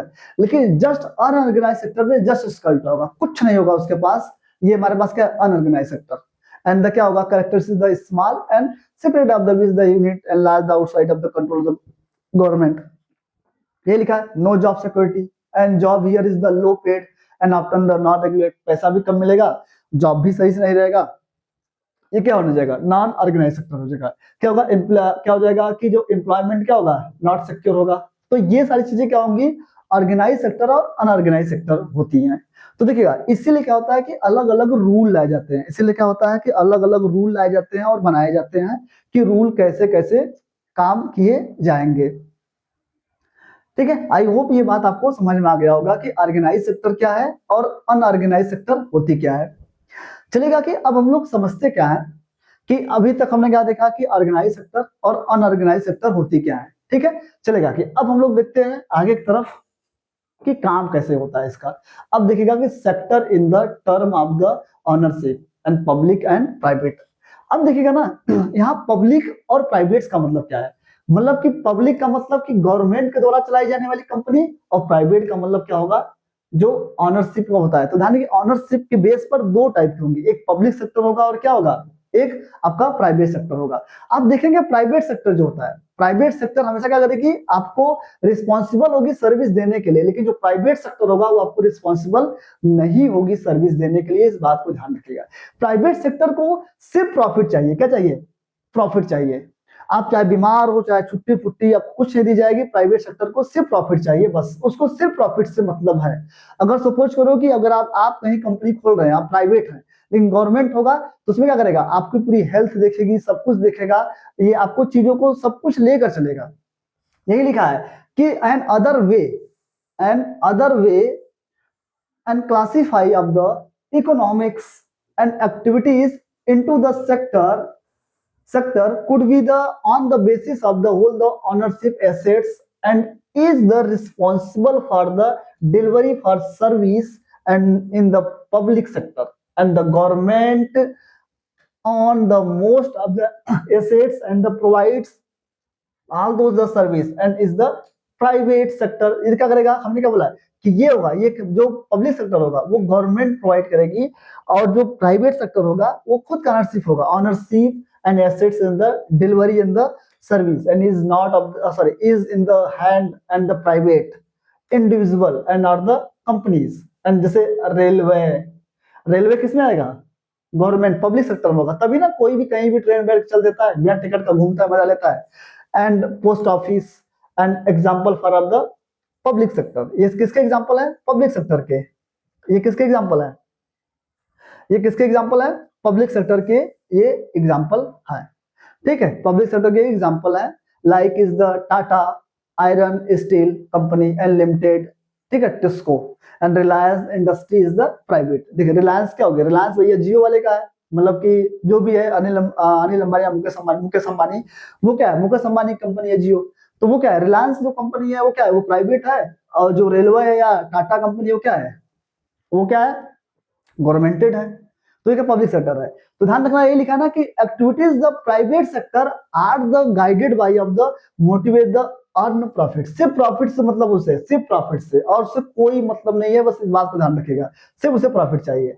ठीक है, तो वही आगे लिखा है कि यही भी आपको बताया ना कि प्राइवेट सेक्टर्स क्या होगा, कि ध्यान रखिएगा कि प्राइवेट सेक्टर जो होगा वो सिर्फ क्या चाहिए, प्रॉफिट चाहिए, सिर्फ प्रॉफिट प्रॉफिट प्रॉफिट, प्रॉफिट के अलावा उसे और कुछ चाहिए, सिर्फ प्रॉफिट की बात करेगा। आई होप ये बात आपको समझ में आ गई होगी। तो यही लिखा लिखा है ना कि प्राइवेट लिखा है, देयर आर द, इसे पढ़िएगा, फिर आपके एनसीईआरटी का डिक्टो लाइन 2 है, and there are the several of the things of the needed by of the society and the whole but of the which the private sector and will not provide at the reasonable cost. अब जो private क्या होती है, कभी भी आपको ज्यादा काम देंगी, काम तो बहुत ज्यादा होगा लेकिन पैसा बहुत कम होगा, सिर्फ प्राइवेट सेक्टर में।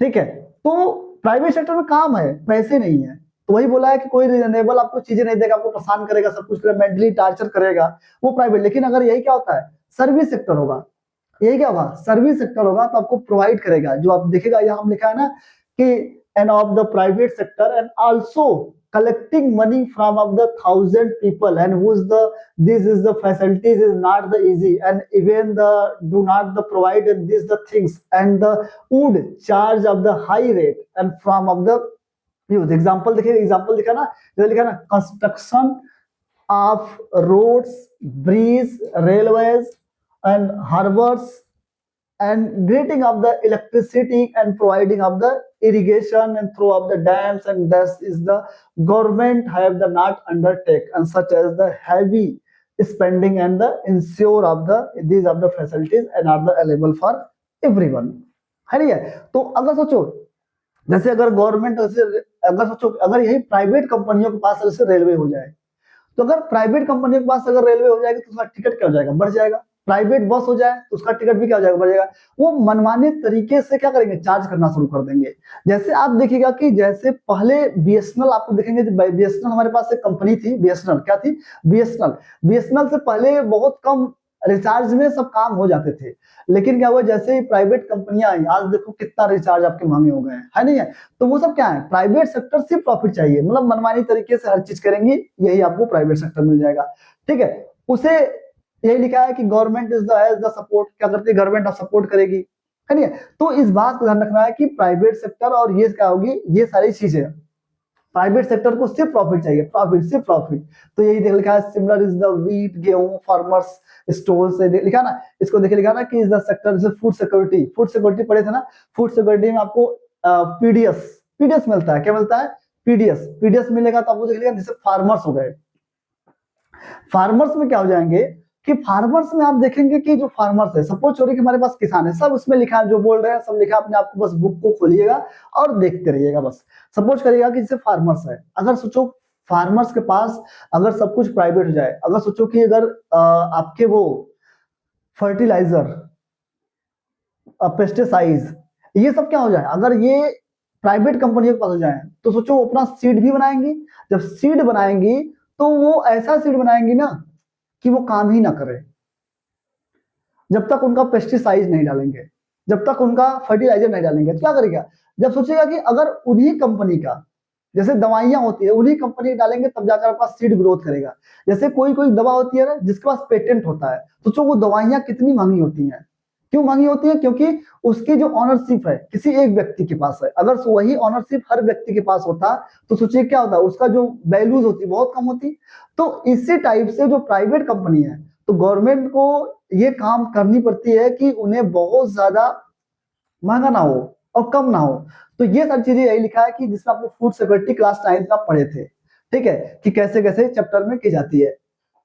इस बात को ध्यान रखना है, यही लिखा है कि आपको गवर्नमेंट क्या करेगी, एक्सपेंड करेगी, खर्च करेगी, सब कुछ करेगी, यही सारी चीजें हैं इसमें। ठीक है, आप जो चीजें बताइए एक बार आपसे पढ़िएगा एनसीईआरटी में, और सारी चीजें मिल जाएंगी। जैसे आप देखिएगा यहाँ पढ़ दे रहे हैं क्योंकि यहाँ कुछ चीजें हैं तो उसको ध्यान रखना है। देखिए लिखा है ना कि we know of that the nearly of the half Indians and childrens and the malnutrized and the quarter and them of the critically of the, जैसे आप पढ़ेंगे कि इंडिया में क्या होता है, आधा ज्यादा क्या माल्टराइज है, माल्टराइज मतलब क्या, कुपोषण के शिकार। क्या होगा कि अब देखेंगे एकदम पतले, एकदम सुखंडी टाइप के रहते हैं, अलग अलग टाइप के, मतलब कि वो उनको खाना नहीं मिल रहा है, सब कुछ नहीं मिल रहा है, क्या वो माल्टराइज हुए हैं। उन्हें कुपोषण होने के लिए क्या होगा, तो मिड डे मील चलाई जाएगी। सर्व शिक्षा अभियान सब पढ़े सब बड़े, तो उसमें आपको मिड डे मील से भोजन मिल जाएगी, जिससे बच्चे क्या हो, जब आप खूब कुपोषण होंगे तो क्या होगा, आपकी बॉडी क्या होगी, हेल्थ नहीं होगी। जब हेल्थ नहीं होगा क्या होगा, अधिक ज्यादा ज्यादा क्या होगी, बीमारियां बढ़ेंगी।